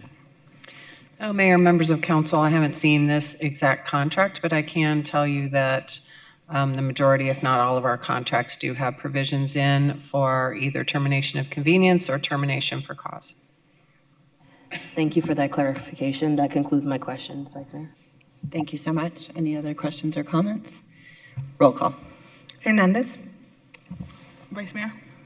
Please. Thank you. I'm voting no on this request. One, my grave concerns with the current government and how they function in all of our cities. Secondly, the timing of this is really horrible. I think a week ago or last Friday, we all received news that Trump plans to expand his ICE and National Guard invasions into the city of Phoenix. Just earlier today, before we came to this meeting, we witnessed an ICE agent murder a legal observer in Minneapolis. This ICE agent shot her in the head. This is an American citizen, and I am besides myself on what that means for all of our cities. We are being asked to authorize the use of city-owned land for military training at a time when federal leadership has openly threatened the use of force and expanded domestic interventions like the National Guard under the banner of national security. And U.S. military groups are now killing people in U.S. city neighborhoods. MLK's birthday, which is next week, warned us about this, that federal troops terrorizing local communities, and now this fascist government wants to train in our own neighborhood so they can terrorize us better. And I just have a lot of concerns with that. Under no circumstances should we collaborate with this government and its armed forces. We cannot make space for them to use our facilities and property. We cannot allow them to train in our parks and our communities. We cannot create opportunities for federal armed forces to be present in our city. Because this president has threatened action here, we must start resisting him now, and we cannot allow what is currently underway in Minneapolis to happen here in Phoenix. And with that, I vote no. Hodge Washington. I would like the opportunity to explain my vote, Vice Mayor. Thank you. I want to emphasize, as mentioned in the question, how important it is for me that community has there's transparency and community awareness when city-owned properties are used for these types of activities. So advance notice, clear communication, and coordination with nearby neighborhoods and the council members that are affected are critical to maintaining public trust and minimizing concern or disruption. My question regarding the potential for termination if it doesn't align with our community benefits was, for me, the most important part. So I will vote yes, but with the understanding that we want to ensure that we are fully apprised of which sites in our communities are being used, and we are allowing the council members, and we are aware of what's going on. So I'm going to continue our long-standing practice of providing these sites to our federal partners, but with the understanding that we are going to be advised, and if it does not align, I would be one of the first council members asking for us to terminate the contract. Thank you. Pastor. Yes. Robinson. Vice Mayor, if I can explain my vote? You know, I'll preface this with, I understand exactly where Councilwoman Hernandez is coming from, and I get it. I really do. But what I would ask, rather, is for Chief Giordano, you hear this, you know what we're saying, you know the situation we're in and the overall feelings about these things. I will vote yes, but I'm asking Chief Giordano to take this personally. This is his responsibility, and to make those contacts, know what's going on, and if there is anything at all that would give you cause for concern, that you will immediately bring it to our attention. Yes, sir. And with that, I'll vote yes. Thank you, Vice Mayor. Stark. Yes. Waring. O'Brien. Yes. Passes 6-1. Wonderful. Item 70, I move to approve item 70. Second. We have a motion and a second, and I will turn to Councilwoman Hernandez for comments. Thank you. I just have a few questions. I don't know, Chief Lee might want to come back, or, oh, Chief Castro, okay, got it. Never mind, Chief Lee, go ahead. Thank you, Vice Mayor. Just have a couple of questions on this grant and how, on what the funding could be spent on. First question would be, can you give me some specifics on how the department will use the funding? Specifically, like what infrastructure are you looking to invest in? Thank you, Mayor, Councilwoman Hernandez. This funding is through the Vision Zero project, which is, their mission is to reduce fatalities and serious injury accidents by the year 2050. So our mission right now is to reduce fatal accidents in major intersections that we have found through our crime analysis research unit. So the top 10 intersections will be targeted for enforcement. The money will be used for new equipment, radar detectors, as well as portable blood tests and drug tests. What we have found is that a majority of our fatalities and serious injury accidents come from speed, inattention, alcohol, and drugs. And so the goal is to be able to go there and enforce that to reduce drivers from acting in that way in those intersections, and in turn reducing fatalities. The other 85, so that would be about $120,000, and the other $85,000 would be to offset the overtime that it would take to do these enforcement projects. Okay, thank you. So what I'm hearing is that we're not actually going to focus on infrastructure or things that that are evidence-based interventions or national best practices to be tested. It's going to be money that's going to be spent on enforcement measures? Correct. Okay. And are those enforcement measures part of the Vision Zero program, or, because I'll have to admit, I'm not well versed on all the details of the Vision Zero programs, but I know that Phoenix has, I think we're either number 1 or 2 leading in pedestrian deaths. And I would assume that the Vision Zero plan has tangible evidence-based solutions that we could incorporate that would actually reduce pedestrian deaths. I'm hesitant to believe that enforcement is the answer to our answer to reducing pedestrian deaths. So, like, is there anything you can point to in the Vision Zero program that will be incorporated in addition to enforcement? Mayor, Council, and Councilwoman Hernandez, the way that it is written, there is nothing specifically that we're asking for to use the money. However, part of the Vision Zero program does include educational resources for us to go out and educate the public and communities on speed and drug and alcohol driving. That is not what the money is being spent for. However, we will be going out to communities to educate them on reducing their speed in those communities. Okay, thank you. If I'm quite honest, it just sounds like another pathway to get more money. I mean, one of the things you just mentioned is some of the funding will be used to offset overtime, which is already a problem. So I'm just having a really hard time digesting how this is going to be in fact impactful when it seems on the surface, and from what I'm hearing, it's another way to just move more money to the police department. That's not going to actually create infrastructure or tangible tools that's going to stop or reduce our pedestrian deaths. So just have a lot of concerns there. Thank you so much for answering my questions. You're welcome. Thank you, Vice Mayor. Thank you. Leonard Clark.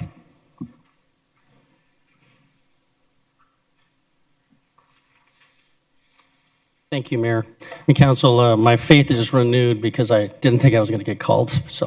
But yeah, I was just driving here, and look, I need to be safer too. I believe in the city of Phoenix. You're supposed to brake on yellow, stop on red. But you know, just coming in here trying to park, I had someone clearly the light was red. They ran it, and then I had to turn back around because I was trying to find a parking space. And the guy was on a motorcycle, and I know he was in a hurry to get home. He clearly, the signal went off, and he ran it anyways, right next to City Hall. And so I'm hoping also you can do something about road rage, because I understand a lot of us want to go home, but, you know, for example, when I'm driving in the city of Phoenix, I'll move to the side on the right hand and try to let people go because you don't know what they're experiencing. But some people seem to really get a thrill out of getting up on your tailgate if they think, you know, you're elderly, a woman or somebody they can bully. So people are doing that a lot. So I don't know if we just need to get back to, I know people hate red light cameras, especially my conservative friends and even my left-wing friends, but you know what? I think we need something. Too many people are dying, so I hope some of this will actually be used to enforce the speed rules, because you know, if you're in a society and you have laws and you don't follow them, that's pretty bad, because then the rest of society is like, well, we want to enforce these laws, we don't have to follow these laws, kind of like what's going on nationally right now. Thank you. Thank you, Councilwoman Councilwoman Stark, and then Councilwoman Hodge Washington. Oh, I didn't. Oh, I'm sorry. I saw the microphone on, and I was guessing. Oh, Councilwoman Hodge Washington. Thank you, Mayor. I just had, I don't know if the question is probably better for streets, to talk about a little bit about Vision Zero and traffic safety. Well, I'll throw it out there anyhow. Maybe someone at the table can help. It's my understanding that the Vision Zero includes not only education, engineering, but it also includes an enforcement aspect of it. So just to ensure that this component of it we're talking about with respect to enforcement is consistent with the Vision Zero plan for our city. And I cheated. I looked at the website, so it does say that. Mayor, Vice Mayor, Councilwoman Hodge Washington, and members of the council, yes, that is accurate. The plan does include several components, one of those being enforcement as a component, and this funding is intended to address that component of the plan. You're correct. And then, so it also includes, for example, like engineering. So we are moving multiple pieces forward as we have this conversation, but right now this item only is primarily focused a little bit on education and enforcement. But as a totality, there are other components that we're moving forward to move forward Vision Zero, correct? Mayor, members of the council, that is accurate. Okay, because I think as mentioned, Vision Zero has been, not been, but it's a community driven, and they've kind of outlined what they want us, the community has outlined what we want to see to help reduce some of the traffic safety concerns and pedestrian deaths. So this is just one step for the council to continue to move forward in implementing the entirety of Vision Zero, correct?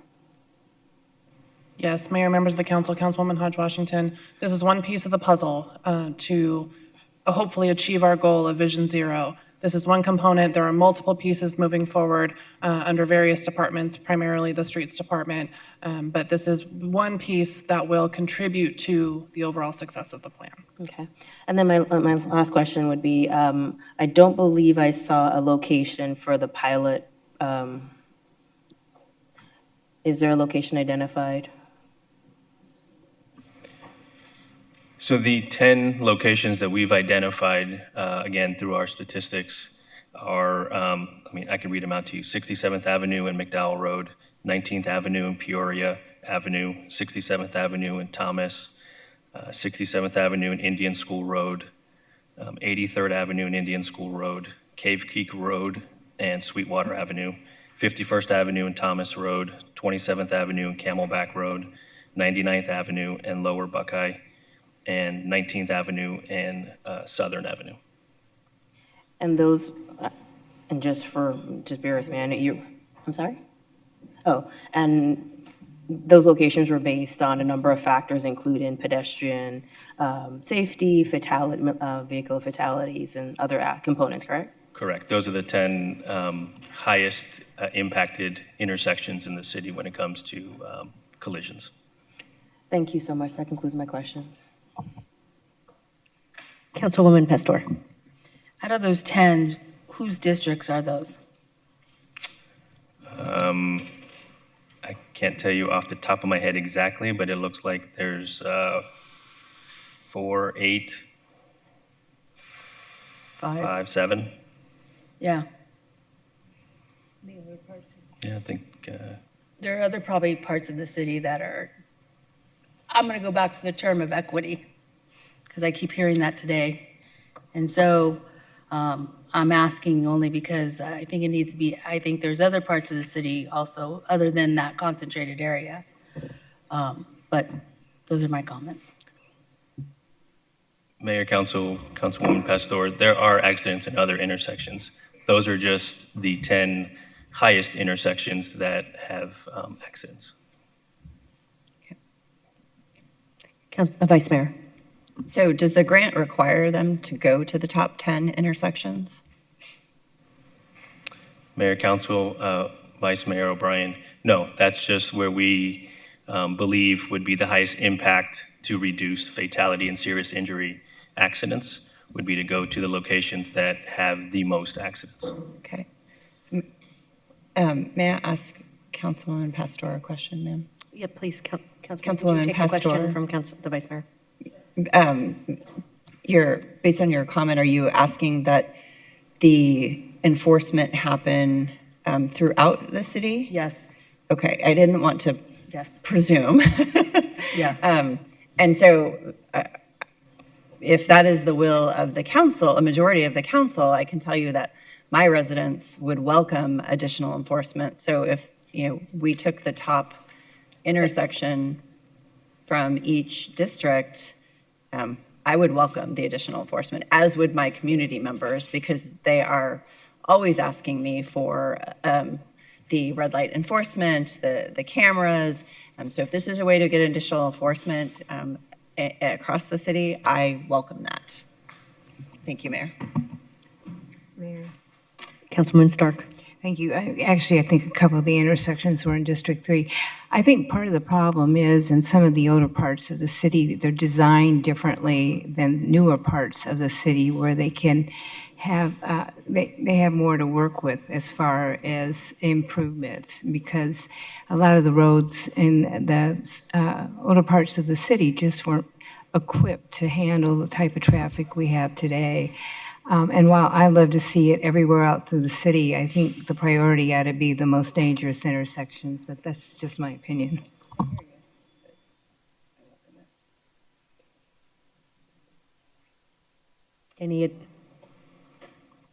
We ready to vote or any additional comments and questions? Okay, I believe we are ready to vote. Roll call. Hernandez. No.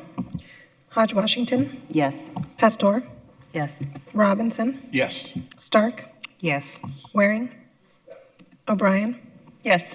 Gallego. Yes. Passes 7-1. Next is 80, an intergovernmental agreement with the Arizona Department of Transportation to relocate City of Phoenix water and sewer mains. Do we have a motion? Mayor, I move to approve item 80. Second. We have a motion and a second. This item is at the intersection of District 4 and 5. Councilwoman Pastor, do you have any comments? Yes, I have some questions on item 80.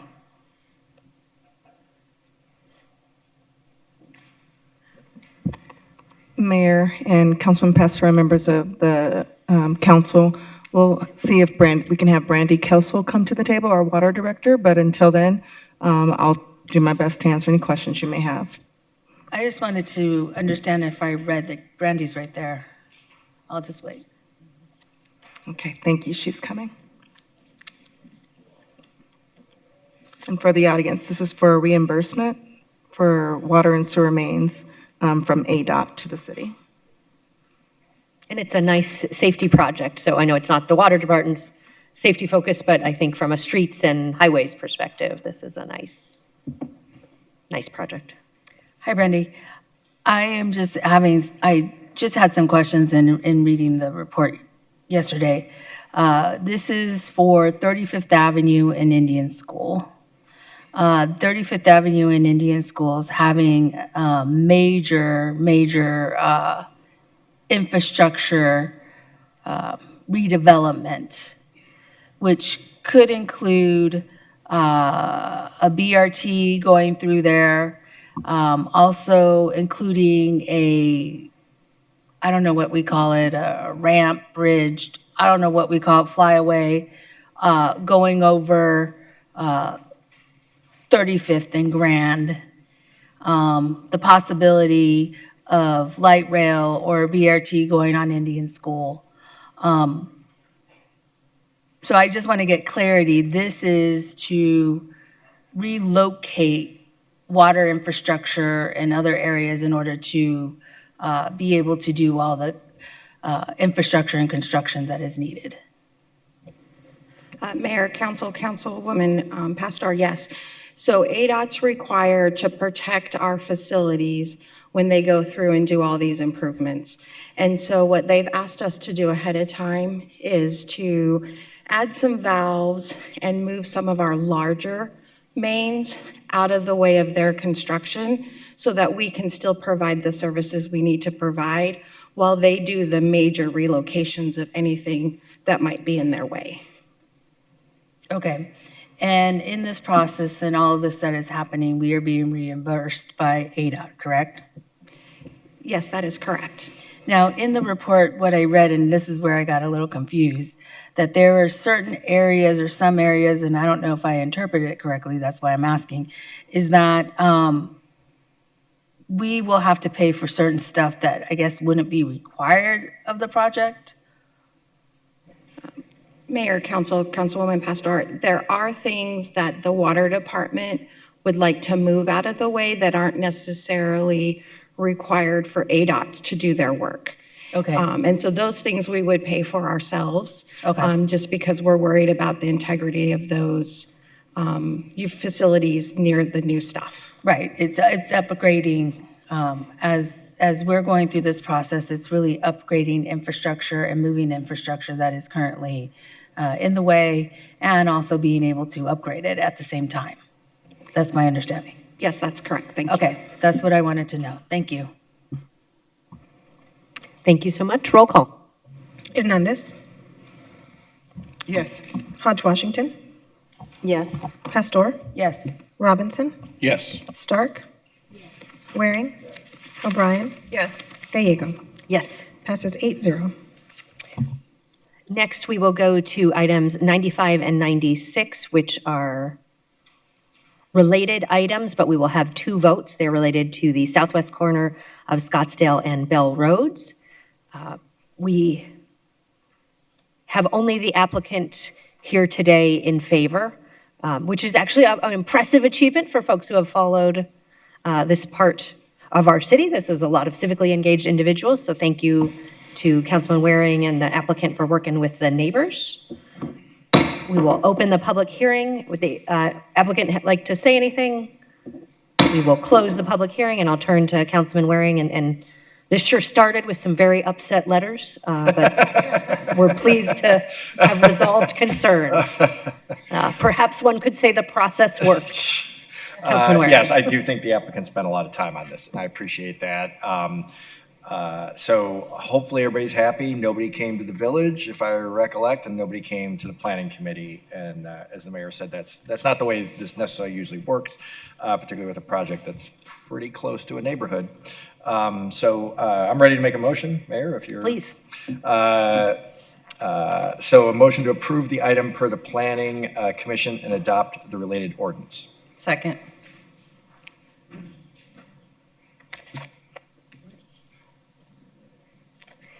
Denise would prefer a motion to adopt the related resolution. Or adopt the related resolution, my apologies. Second's good with that? Second, yes. Roll call. Hernandez. Yes. Hodge Washington. Yes. Pastor. Yeah. Yes. Robinson. Yes. Stark. Yes. Waring. Madam Chair, just to explain my vote, we have a general rule in District 2, just as long as Denise is happy. So I vote aye. Well said. O'Brien. Yes. Gallego. Yes. Passes 8-0. All right. Item 96, where we had a good motion earlier on this one. Yes, I did it one time too early. Motion to approve per the Planning Commission recommendation and adopt the related ordinance. Second. We have a motion and a second. Roll call. Hernandez. Yes. Hodge Washington. Yes. Pastor. Maybe. No. Yes. We need some humor. It's not going to hurt my feelings. It's okay. Robinson. Yes. Stark. Yes. Waring. O'Brien. Yes. Gallego. Yes. Passes 8-0. Wonderful. Congratulations, Councilman Waring. Congratulations to the applicant. All right. Next, we will do a one hearing but two votes for 97 and 98, which are related to the southwest corner of 35th Street and Culver Street. These are in District 8. Councilwoman, would you like a staff presentation? I don't think there's anyone here. All right. We will open the public hearing. We do have, on behalf of the applicant, we have a representative for the applicant. Do you have any comments? Wonderful. Beautiful speech. We'll close the public hearing. I do want to recognize the applicants, Jeff Bowles with the Creighton Community Foundation, who has worked so hard, and this is a creative way to help support our young people. You've been a great partner for us on so many things, including recently making sure people get healthy food. So a big congratulations to Jeff, and thank you for being a great community leader. Councilwoman.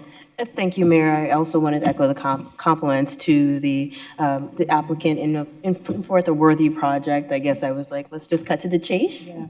So motion to approve the item per the Planning Commission recommendation and adopt the related resolution. Second. We have a motion and a second. Roll call. Hernandez. Yes. Hodge Washington. Yes. Pastor. Yes. Robinson. Yes. Stark. Yes. Waring. O'Brien. Yes. Gallego. Yes. Passes 8-0. 98, Councilwoman Hodge Washington. Thank you, Mayor. A motion to approve per the Planning Commission recommendation and adopt the related ordinance. Second. Motion and a second. Roll call. Hernandez. Yes. Hodge Washington. Yes. Pastor. Yes. Robinson. Yes. Stark. Yes. Waring. O'Brien. Yes. Gallego. Yes. Passes 8-0. And thank you to the legal advisors who also helped make that possible. This was definitely a good team effort. Item 99 is related to the Arcadia Motor Club PUD. And Councilman Robinson, do we need a staff report on this? No staff report. Wonderful. Each side will have 10 minutes, and the applicant can reserve time at the end for a final comment. If one speaks during the 10-minute presentation, then we will not call on you later for the 2-minute presentation. And we will begin with Mike. Mike Merowitz on behalf of the applicant. Good afternoon, Mayor, council members. For your records, Mike Merowitz with the law firm of Snell and Wilmer at 1 East Washington Street here in Phoenix. Thank you. And I'm here on behalf of Go Industrial, who is the developer of the condominium car storage development that is associated with this PUD. We have a recommendation of approval from both the Camelback East Village Planning Committee as well as the Planning Commission. We have staff support. We also have the support of our most impacted neighbor, our closest neighbor. That's the owner of the apartments that you can see on this screen that forms our western and southern boundaries. So for that reason, I'm not going to spend time with a prolonged presentation going through the details of this project. But Mr. Whitesell, who submitted the appeal, is here. He raised a concern that this property should instead be developed with multifamily. The current owners of this property, who are selling it to my client, originally purchased it with the plan to develop multifamily on the property, but they were unable to do so because of the site constraints that this property faces. It's a very small and narrow property, as you can see on the screen there, but also more importantly, the market challenges. It was a project that just didn't pencil out to build multifamily. And so to speak to that in more detail, I have with me that I'm going to call up here to the podium, Jeff Seaman. Jeff is one of the co-owners of the property that purchased it with the intent to develop multifamily. He is also a commercial real estate broker at JLL, and he's one of the leading brokers of multifamily, so he's certainly qualified to speak to the market challenges that were faced when attempting to develop it. Mayor, may I call up Jeff to speak? Please do. Thank you. Thank you, council members. As Mike mentioned, we bought this site 4 years ago. I'm a multifamily broker, been in the business for 20 years here in Phoenix. My focus has always been multifamily. I love the product. I like working in housing, and I make a living in that space. So when we bought this site, our full intent was to build an apartment building on it.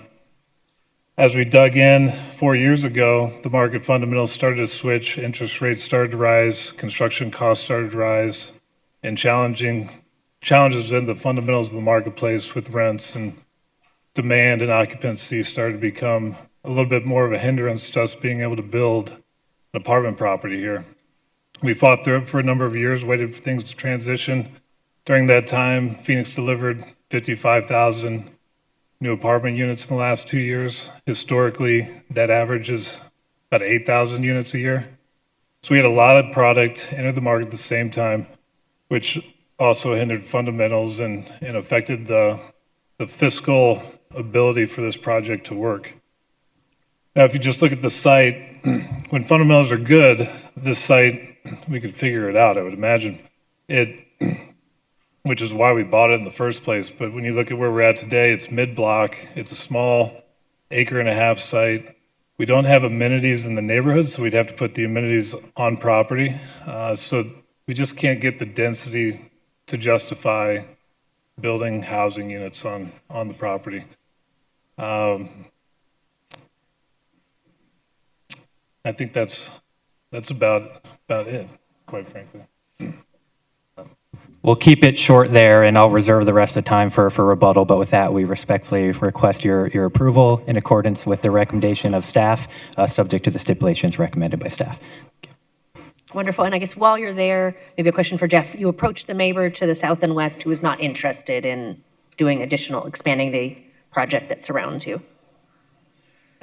No, and to that point, the building next door to the east was actually foreclosed due to market fundamentals and the demand in the rental market.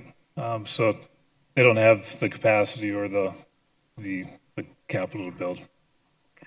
And is it the same owner to the east and the west? No, two separate owners. Okay, but neither of them could do this project? No. Thank you. All right, Larry, on behalf of the appellant. Oh, I'm sorry, Councilwoman Hernandez has a question. Larry, I'm sorry, give us 1 second. Councilwoman Hernandez has a question. Thank you, Mayor. Sorry, the last statement you made kind of caught me. You just said that you don't have the justification, the density, sorry, you said you don't have the justification for the density to build housing there. Is that Can you elaborate a little bit on what you mean by that? Yeah, historically, this building was a medical office, but it was on an R5 zoning site, which make sense for us to buy it and try to build multifamily there. In order to justify a project, to have it make sense in today's market fundamentals and spend the money, invest the money in that area, we'd have to do a much larger project. So we need more than 50, 60 units to justify it. And that's with including amenities. Very, very minimal amenities, but yes. Okay. All right, thank you. Thank you for your patience, Larry. The floor is yours. My pleasure. Thank you very much. Larry Whitesell, 7120 North 20th Street, co-chair of the Peak Neighborhood Association, as well as I'm going to introduce Jackie. And Jackie, maybe if you want to sit by Mike, that would probably be the clicker is here. She is my tech assistant because I have reorganized this presentation based on information that I have learned recently. So my slides are out of order. I'm going to ask her to try to work with me on that.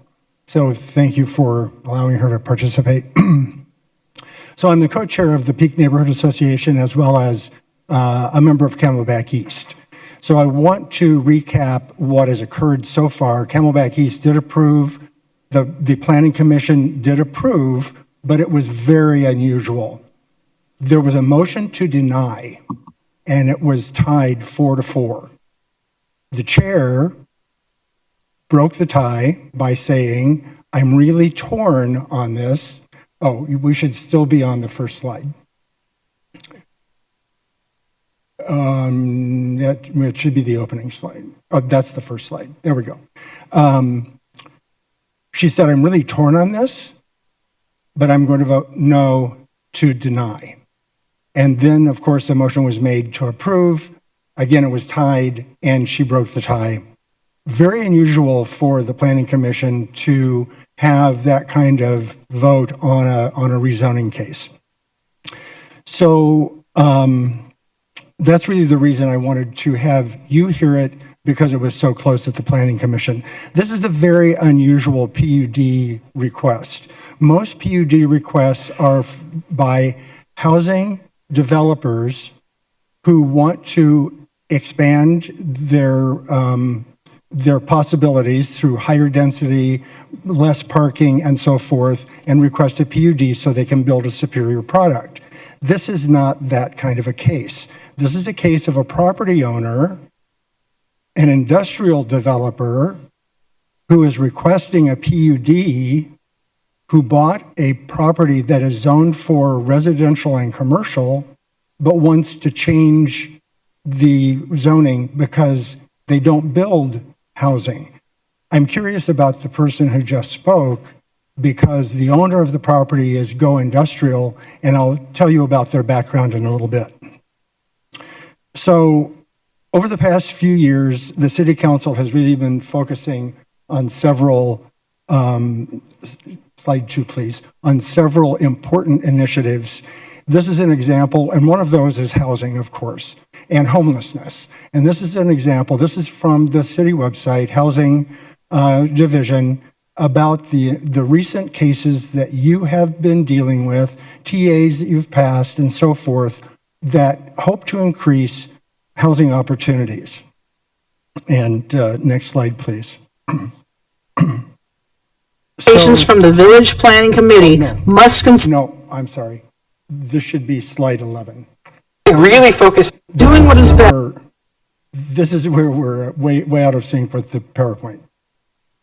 So slide 11 is a comparison lot. There's been testimony today that the lot is not suitable for development as housing. Now keep in mind this is R5, so it doesn't have to just be housing. It can also be commercial uses. So there should be 11. Slide 11. Yep. No, one more. There we go. This is a comparison. This is the property next door that is supportive of this PUD, and it's showing that they have 58 1 and 2 bedroom units ranging in size from 493 to 748 square feet, 2 stories high. This is the very same configuration as the subject site. Now, Mr. Merowitz may say, well, the property next door is really larger. That's true, but I'm only showing you the dimensions of the lot that they have housing developed on that are identical to the dimensions of the new lot, or the vacant lot. They may also say, well, this is an old property. It was developed under different market conditions. That's true. And so before the new owner bought this lot, they should have calculated the new market conditions and whether housing on this was viable before they bought the lot. That's not a problem that you need to solve. Slide number 13, please. So I did calculations of what this property could look like using the very same dimensions of the garages that they are proposing. They have 20 units, 1 story, ground floor of garage space, 1,250 square feet. They have enough height for a second story. They got to add a 1,250 square foot living space. They have 6 units that are garages, ground floor, second floor. They could add another 980 square feet of 6-unit living spaces. They also have a clubhouse. It could be a rec room and amenity space. They also are proposing 32 feet. These could easily be 3 stories. So those units could actually double in size in living space. And by right, they could be building 52 units according to the calculations. And they could also ask for, of course, increased density like a normal PUD would. So I don't think the site is at all constricted. If they can build garages on the site, they can certainly build houses on the site in the number that they would need to make it pencil out. So the proposed project, well, they didn't bring up the proposed project, so I'm going to skip the previous project. That was Allocation Partners. I don't know if the gentleman who spoke is Allocation Partners or not. That's a previous owner that couldn't make this pencil out. We're going to go to slide 16, please. And that's the Go Industrial slide. I'm running out of time. So let's look at the business model of the applicant. No, you're at 19. We need to go back. That's it. So Go Industrial is an industrial development company. They don't do housing. They never intended to do housing. They do industrial development. They have a project, and this is slide 14, no, slide 17, if you can go to it. They have a project currently under construction at 35th Street and University, a large warehouse that would be industrial zoned, that would be perfect for this kind of a project. This is an industrial zone project, not a residential or commercial, limited commercial project. They talk about return on investment. Return on investment is a moving target. They should calculate return on investment before they ever buy the property based on what they intend to do. And my speculation is they intended to build a garages, which is in their business model that they do, rather than housing. So before they bought the property, they should have calculated the risk in getting rezoning so that they could build a smaller version of what they already do. And here they are now asking you to back their risk. What if their risk doesn't pay off? It is not up to the city to cover their bet by approving rezoning. A smart business person would have a plan B. And in fact, Mr. Merowitz at the Planning Commission said, if this PUD were to never be approved, doesn't mean it will become housing. There are many R5 uses that would likely pencil. So he admits that the developer could use the site as an R5 without any rezoning, and it then leaves the options open for future redevelopment as housing if the market conditions change, but a PUD locks it in. They would have to go back through an entire rezoning process in order to change a PUD back to something else. So this whole idea that it doesn't pencil out or it's impossible for this developer to do this project, to do a project on this site really just doesn't make sense. And their other option then would be to sell the property to someone who develops housing rather than industrial building. So I have a comparison chart. We probably won't have a chance to get to it unless I can get a couple more minutes because of the reorganization of the slides. And if not, I understand. Your decision really is a matter of prioritizing housing over a luxury garage for 26 homeowners. It's a community need for housing rather than luxury car storage. Thank you. Thank you.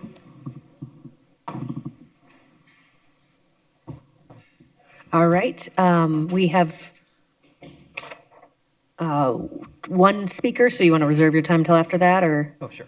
No, I'm sorry, we have two. Wendell is next, followed by Jackie.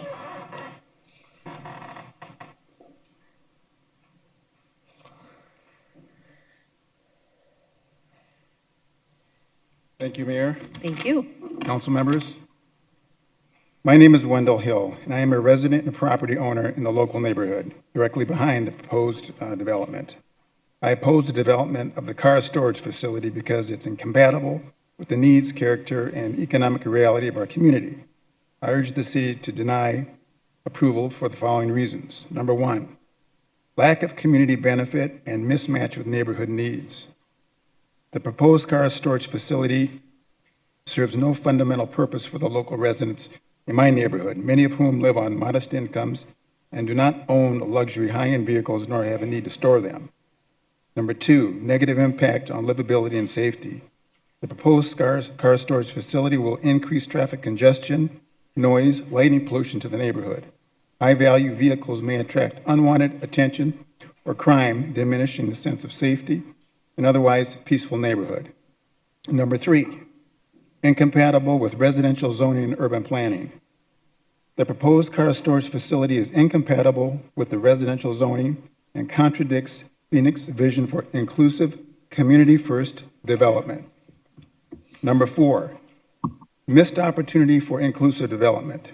The site would be better utilized by a neighborhood park, small grocery store, community center, park, affordable housing, or other development that can serve the local community. And number five, there's no clear economic or employment benefit.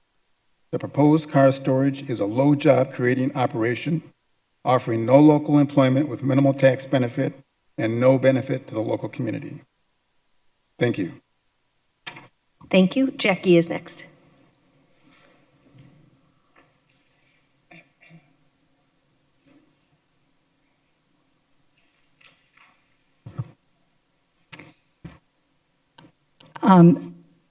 Good afternoon, Mayor Gallego and members of the council. I was at the legislature frequently last year monitoring housing legislation, and I heard legislators say again and again that they were legislating housing because the cities weren't prioritizing it at their level. And so the legislature thought they had to step in.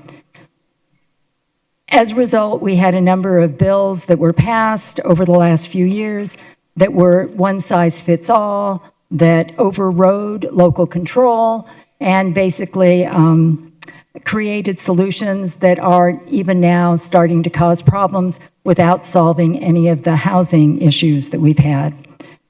I'm concerned that this decision today is not just about a single site, it's really about housing policy.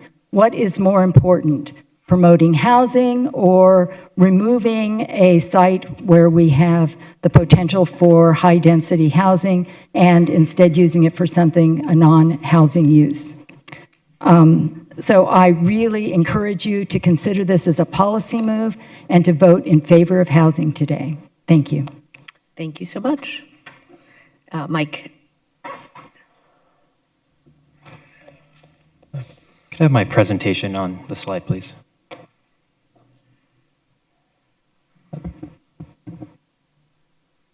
Thank you. Mayor, council members, Additional housing in the city of Phoenix is incredibly important, including multifamily housing, and we should certainly encourage that. You all have certainly seen our firm bring forth many zoning cases in front of this city council for additional housing. We had one just before this that brought many housing units. That should be encouraged. But not all properties that are zoned for multifamily development can actually practically be developed with additional housing. This is a site, as you heard from Jeff Seaman, one of the co-owners, that because of the market challenges, they purchased it with the intent to build multifamily, and it didn't pencil out. They couldn't finance it, and it wasn't economically feasible. There was a concern raised or an issue raised that, well, the applicant should have known before they purchased it. Just to be very clear, the applicant, Go Industrial, does not currently own the property. They are looking to purchase it from the current owner, which includes Jeff Seaman there. So they are a new developer that is interested to purchase it with the development that actually works on this property. In addition to the market challenges that Jeff spoke to, I also want to address what the challenges, the site constraints that make multifamily so difficult. So you heard the market conditions, one of which being there's already a lot of housing on this property. This would be a unique situation. You have apartments to the west, on the two properties to the west, as well as apartments already to the east. So this would be a situation where if housing could actually be developed here, you'd have 4 properties all adjacent to each other with housing. You almost never see that sort of density in the city of Phoenix, and that's if the site could actually accommodate it. But that speaks to part of the market challenges. In terms of the site constraints, what I have on the screen is the site plan for this development. These are 26 condominium car storage units on the property. Each one is 25 by 50 in size. So that is just over 1,200 square feet, about the size that you would anticipate for a townhome style development. And you can see the only other improvements we have on this site because of its constraints are we have a driveway and then a hammerhead for adequate turnaround and only 1 parking space because that's all that is required for this development. If you were to build housing, not only would you need at least these units here, 26 units, you would also need appropriate parking and guest parking to park it. You would need the same site turnaround. You'd have to have at least 2 amenities. You'd have to have 5% open space. And when you factor all that in, there just isn't enough density that could practically be developed where any developer beyond just the market conditions would be able to financially do it. That's why you had a property owner that acquired it and unfortunately didn't pencil and sold it. And so ultimately what approval of this PUD will do is will accommodate the development of a high quality development that will bring a significant investment to this vacant property. These condominium units will be for sale and the average anticipated sale price is just over $800,000. It's a development that can actually be built on the property. It's also a very quiet and dormant use. It's a storage use. And when you have property that is surrounded by apartments, that is a good use. That is compatible with neighbors. Very low traffic generating use. In fact, it's one of the most dormant in terms of traffic generation as you can find for a commercial use. And it has support from that most impacted neighbor as shown by the support letter that's included in the case file. And so with that, again, we respectfully request your approval in accordance with the recommendation of both the Calenbeck East Village Planning Committee and the Planning Commission, subject to the stipulations proposed by staff. Thank you. Thank you, Councilwoman Stark. Yeah, a quick question. How long has this property been vacant? Do you know, perchance? Mayor, Councilwoman Stark, it's been vacant for 4 years. And have other people looked at it and tried to pursue the R5 and just haven't been, you may not know this, but I'm just wondering if you know the history of it. Mayor, Councilwoman Stark, for that, I've actually, Jeff is not only one of the co-owners because he's a broker, I'd like him to address that on conversations they may have had with others that could develop it differently. Okay, thank you. Yeah, we looked at a variety of different plans to do housing on the site. And again, it just wasn't a feasible project for us and other groups that have looked at it as well. There's probably 3 or 4 different groups that throughout that period of 4 years that came to the table. Okay, and looking back at the site plan really quickly again, you said each unit was 1,200 square feet? Mayor, Councilwoman Stark, each unit is 1,250 square feet, 25 by 50. Okay. Yeah, I actually live in a development about that size, and and you're right. You need parking. You need additional parking for visitors. You also, because of the type of service delivery, like trash trucks, you have to have the appropriate turnaround. So you have some real constraints if you were to make this into a project like mine. So I appreciate that you tried to look at it. Thank you. Thank you, Mayor. Councilwoman Hernandez. Thank you, Mayor. Just have a few questions, and maybe, I don't know if staff or you want to take this, but when you speak to the feasibility of the project to be housing, is that analysis based on what we require as a city, right? Like you just mentioned certain amenities that are required, a number of parking spots, right, per unit, all the parking minimums that we require as a city. Are you speaking to that side of the feasibility? And can staff give me the exact requirements of this, of the current zoning? Sure. Mayor, Councilwoman Hernandez, what I was referring to in terms of the 5% open space, 2 amenities, turnaround, those are all what I understand to be the requirements under Phoenix's zoning ordinance if you're to develop multifamily under the property's R5 zoning. So I'll turn it to staff to address that. Mayor, members of the council, R5 zoning is around 45 units per acre max. You're looking at about 1.5 to 2 parking spaces per unit, 5% open spaces, just some of the highlights of the zoning requirements on the site. Okay, thank you.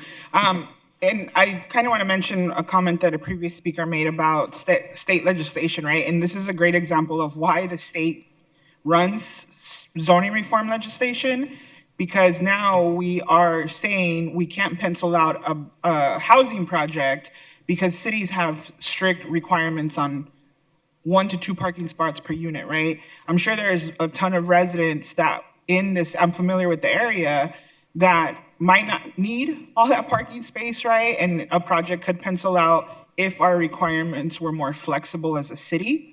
While I recognize that the city has done an amazing job on delivering apartments ahead of time of the goal of 2050, there's still a great need for housing, right? And I understand the concerns from one of the co-owners, that you've mentioned, but it's really hard to say, well, this isn't going to work out. And part of the reason it's not going to work out is because of our own regulations we have instituted, right? And it all connects, which is why the state goes and moves on legislation because of barriers like this. So, okay, thank you for that clarification. Councilman Robinson. Thank you, Mayor. A couple really quick questions. Josh, if I can call on you, it was mentioned about the PUD. If this were not to go through, can you explain that a little bit? Are we already, if we vote yes on this for this PUD and it doesn't pan out for whatever reason, can we still then go back to residential if there is somebody who wishes to do so? Mayor, Councilman Robinson, yes, the PUD is written in a way that the self-storage use is allowed, but it retains the rights to all the existing R5 uses, including the R5 residential uses up to 45 units an acre. Okay, thank you very much. I have a question also. With regard to, can we clarify the ownership portion of it? I know, and Larry Witzel does an exceptional job on these things. If you want to understand something and understand it completely, you go to Larry.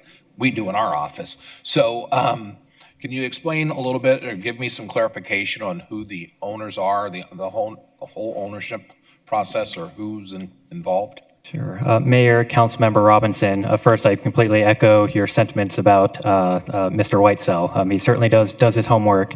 In this case, there are 2 individuals that are the owners. I'm going to have Jeff creep up here to say the entity name, but in addition to Jeff Seaman, his partner Nathan Reed, and it's escaping me the entity that's associated with are the 2 co-owners. And so, Jeff, do you want to add to the ownership piece? And they are under contract currently to sell it to my client, Go Industrial. Yeah, currently the ownership group is 3 members. One is a ground-up development fund that was specifically put together for multifamily development, quite frankly. Myself and just a contingent of friends and family investors. So two GPs control myself and Nathan Reed. And the property has been marketed for multifamily housing. Correct, yeah. Okay. Thank you. Councilwoman Hodge Washington. Thank you, Mayor. Just to follow up to Councilman Robinson's question, in the previous comments, it was indicated that it had been looked at for housing to 3 or 4 different groups, but it didn't pencil out. I'm just curious, do we have a number of how many units the parcel itself can support in comparison to how many units the parcel needs to actually pencil?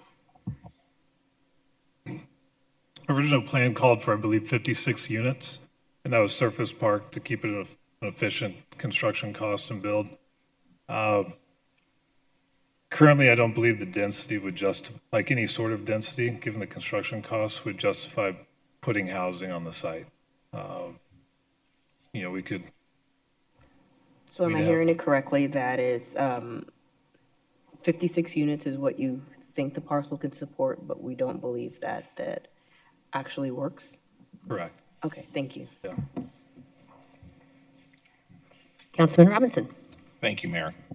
There's been a great deal of discussion today with regard to the need for housing, and I'm all for that. We look for it all the time in Council District 6, which is, honestly, it's difficult to do. However, and I had to get permission from the zoning attorney and the developer on this particular issue. Less than a half mile away, west on Thomas Road, we've been discussing with the developer and the zoning attorney, and they plan on moving forward with it, a affordable low-income housing, multifamily housing project that would be about 3 stories, 65 to 70 units, and is literally just right down the road.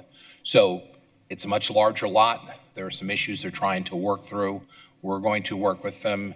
I'm asking Josh and his folks to work with them the best we possibly can, because I too agree that we need to look for any opportunity we can to add housing to the city. So that's going on. Hopefully we'll have a lot more to talk about in the coming months on that particular project. This one, based on all that I am hearing, all that I have heard, it would be difficult. We don't have a buyer right now that would necessarily look for a way to put multifamily housing on that particular property. So, I'm sorry, I thought someone was asking me a question. And as Josh mentioned, even if this item is approved today, the R5 zoning standards would remain with the property as part of the PUD, which means that if this didn't come to fruition, a future developer who wants to put multifamily housing, if they could, they could. So, Mayor, I would like to make a motion at this point. Close the public hearing. Thank you. Mayor, I would like to make a motion to approve item 99 per the Planning Commission's recommendation and adopt the related ordinances. Second. We have a motion and a second. Roll call. Hernandez. Mayor, may I explain my vote? Please do. Thank you. I will vote to support this only on the fact that the underlying R5 designation would remain even if the PUD is approved. But I would caution the representative for the client to be mindful when you, in comments that would ever suggest that having 4 apartment buildings next to each other would be an issue anywhere in the city of Phoenix. We are in a moment where we need as much housing as we can at every single income level. And that should be a goal that we're working while we figure out, and sometimes that means getting creative and finding creative ways to make projects pencil out. So in addition with the comments from Councilmember Robinson that there is another project being worked on down the road, and that there is still an option for this site to be housing in the future if this current situation doesn't pan out, I will support it, but just wanted to make sure I make those comments, but I vote yes. Hodge Washington. Yes. Pastor. Yeah. Robinson. Yes. Stark. Yes. Waring. O'Brien. Yes. Gallego. Yes. Passes 8-0. Wonderful, thank you. That concludes the agendized portion of our meeting, and I'll turn to our city attorney to introduce the final portion. Thank you, Mayor. During citizen comment, members of the public may speak to the City Council for up to 3 minutes on issues of interest or concern. However, the matters addressed must be within the jurisdiction of the Phoenix City Council and on which the council has the authority to act. The citizen comment session is limited to 30 minutes. The Arizona Open Meeting Law allows the City Council to listen to comments but prohibits council members from discussing or acting on the issues presented. However, council members may respond to criticism. Thank you. Thank you so much. We'll begin with Leonard Clark, followed by Tony Harris.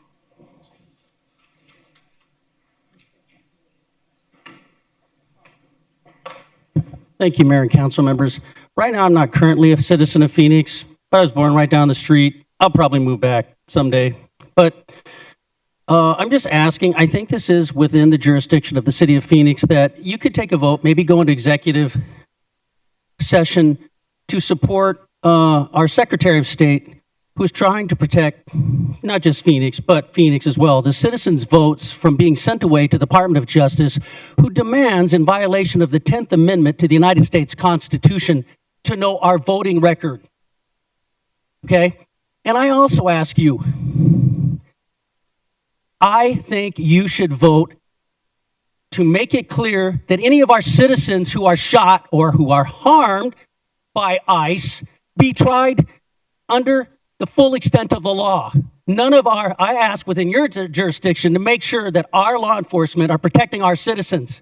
Because what happened today in Minneapolis and is happening across the country should not happen as well to the citizens of Phoenix. Okay? These are not law enforcement. They are private militia. This must stop. I ask you to protect the citizens of Phoenix and take a vote. Take a vote that they must not cover their faces anymore. Thank you. Thank you. Tony is next, followed by David.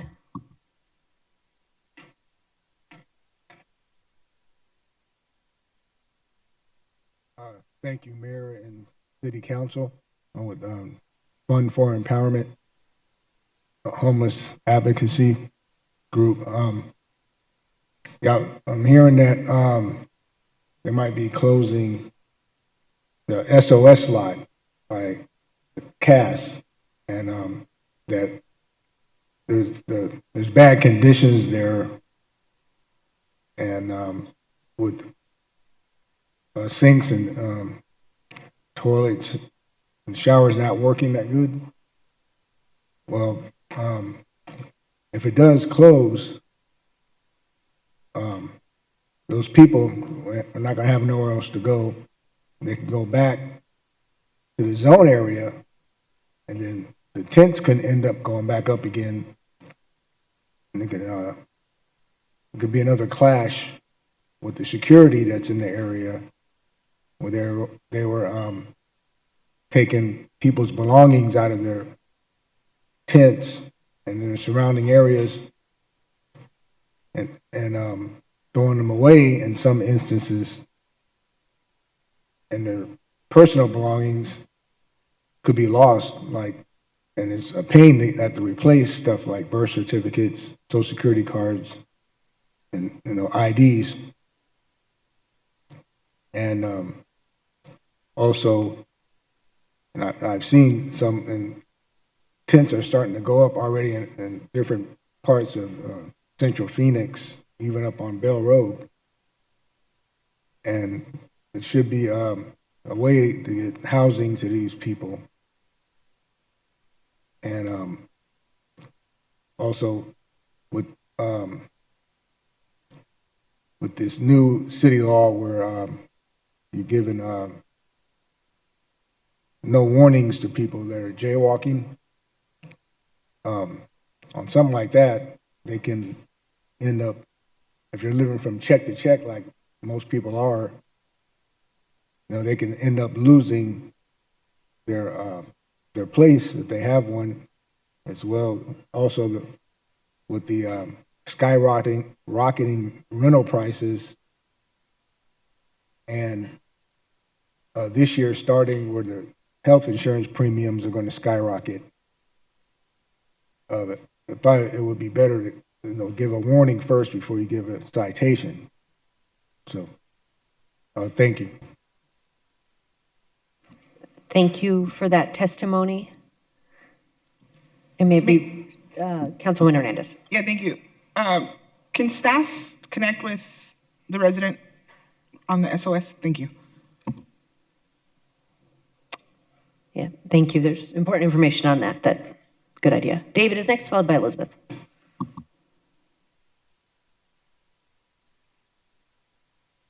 Oh, thank you, council members. Thank you, Mayor. I'm a resident at the SOS, and it was part of what happened in the zone. What little we have is all we have. To take that away is to take away our everything. That said, the SOS lot provides a huge service to the community as well as to the homeless. It currently shelters over 250 people, providing 3 meals a day for those people and keeping those people off the streets and out of the public's eye. It's not my desire nor my intention to have the SO lot shut down. The problems and the issues currently there can and should be budgeted for. Today, I want to focus on the sanitation issues on the lot. There are restrooms on campus, but not enough, and nor are they properly located. It's approximately 1/4 of a mile from my tent location to the restrooms. That's a major problem for many who are here, especially late at night. More restrooms should be placed near the X-Wing buildings. If you don't know what those are, that's where we house most of our handicapped. They should be placed on the back side as well, where we reside, closer. They need to be properly cleaned more often with disinfectants and/or bleach. They are disgusting. There's running water for hand washing, but not inside the restrooms. The water has been turned off, the valves removed. There's no hand sanitizer, soap, or paper towels with which to wash and dry our hands anywhere on campus. There are only 2 handicap bathrooms for 50 or more people in wheelchairs. We need more accommodations for these people. 6 showers are all the showers that are there. It is not enough, and they are in worse condition than the restrooms. The fake grass and turf where the dog run is not cleaned. It's been power washed 3 times since I've been there, since September 2024. No chemicals were used at any of those times, just water. The feces and smell is making animals and people sick. It's right next to the outdoor tables where we sit and smoke. Power washing it with the proper chemicals a few times a week would prevent further health concerns. The turf where the tents are located has never been cleaned up. Animals and humans have accidents on the way to their respective restrooms. Goes without saying. Spraying disinfectants and shop vacuuming would greatly improve conditions if done regularly. The day room is our dining area, as well as our only relief from the elements. It's cleaned 2 times a week and closed during those times, providing no relief. Accidents happen. Animals and people make messes, get sick, and what have you. Using disinfectants and/or bleach to clean, which should be done daily. Thank you for that important testimony. We appreciate it. Elizabeth will be our final speaker. Oh, and Diane Barker, I'm sorry. Elizabeth and then Diane Barker.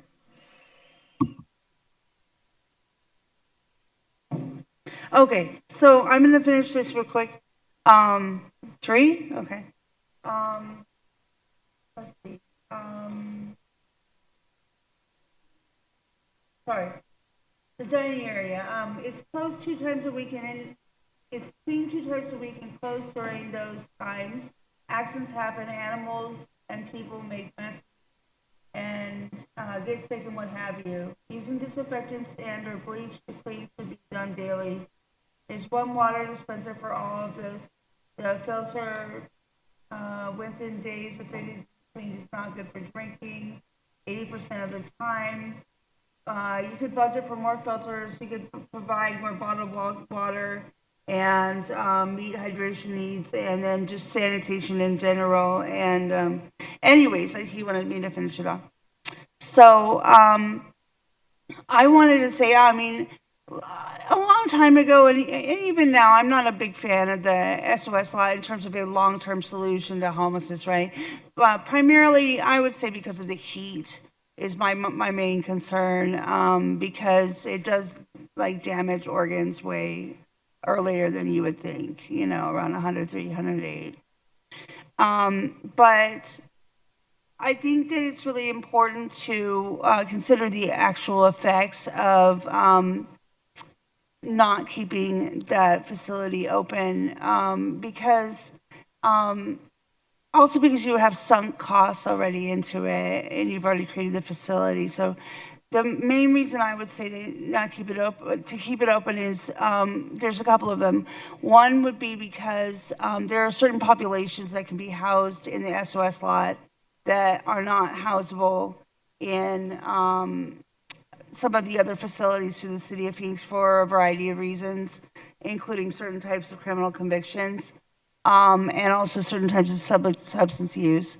And with the surrounding business areas for Brown v. City of Phoenix, Bill Moreland came out and he said, you know, it's also not his favorite solution either, right, because of the limitations of the site. But Bill Moreland said that he'd also prefer to have the SOS lot to keep people inside with some form of amenities, and so they don't go out into the surrounding neighborhoods. And obviously the zone may not get built up to the same extent that it was built up before, but it doesn't matter if it's concentrated in one place or dispersed throughout the city, although people do suffer actually more when they're dispersed away from resources. But I think that, you know, even if it sounds big to have like $8 million, I'm sorry, like to me, $8 million on a municipal scale is not that much money, especially when you get that one-to-one cost savings, or probably similar based on the lack of success in terms of placements, you know. So I would just recommend that you keep the SOS slot open, and also work to, you know, obviously make it a better facility, especially while you don't have federal funds. Thank you. Diane will be our final speaker.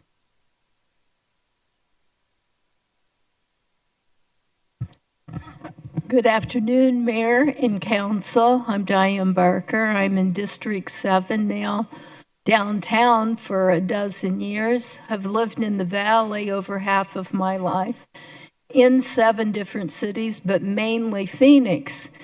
And I wanted to support Lenny Clark and what he was saying, driving downtown, and how he's had some problems with people, I guess, racing, or maybe, you know, him feeling uncomfortable driving downtown. We have chaos. I've talked to the police department about this. We have a noise. It's state law, county ordinance, city ordinances about decibels. And why I am really seeing chaos is what follows the pop and bang cars. Now, we've apparently accepted this in our society. I saw you in the parade, Mayor, and in that parade, there were these muscle pop and bang cars. Now, I grew up in a time where Mustang Sally and all of this, but it's gotten worse. It's illegal to even have these tuners do this. The government can go after tuners. They can go after the decibels. After 11 o'clock, the decibels level of noise is supposed to go in half. And the city knows this. Apparently, it's not very high on the patrol level to fight noise pollution, but what it follows is a lot of chaos, disruption, and crime. A woman that runs major luxury property management told me today they've had people move out because of the downtown noise. I supported Devaney in the $5 million the city gave to the Downtown Phoenix Partnership, and a lot of it was not only for helping out bicycle patrol, but also these new luxury buildings, because this pop and bang that's around the Roosevelt, area, and it's become 24/7. This isn't good, because when we have people trying to move in and have jobs downtown, it's very bad to have disruptive sleep.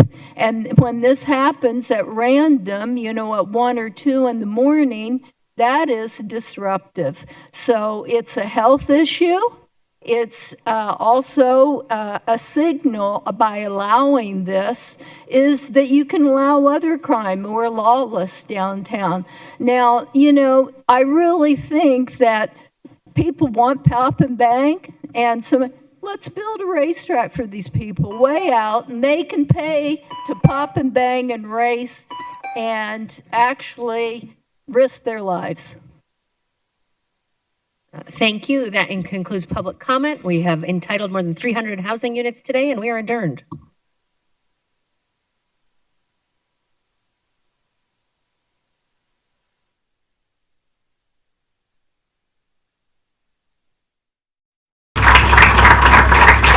Hey y'all, I just want to thank everyone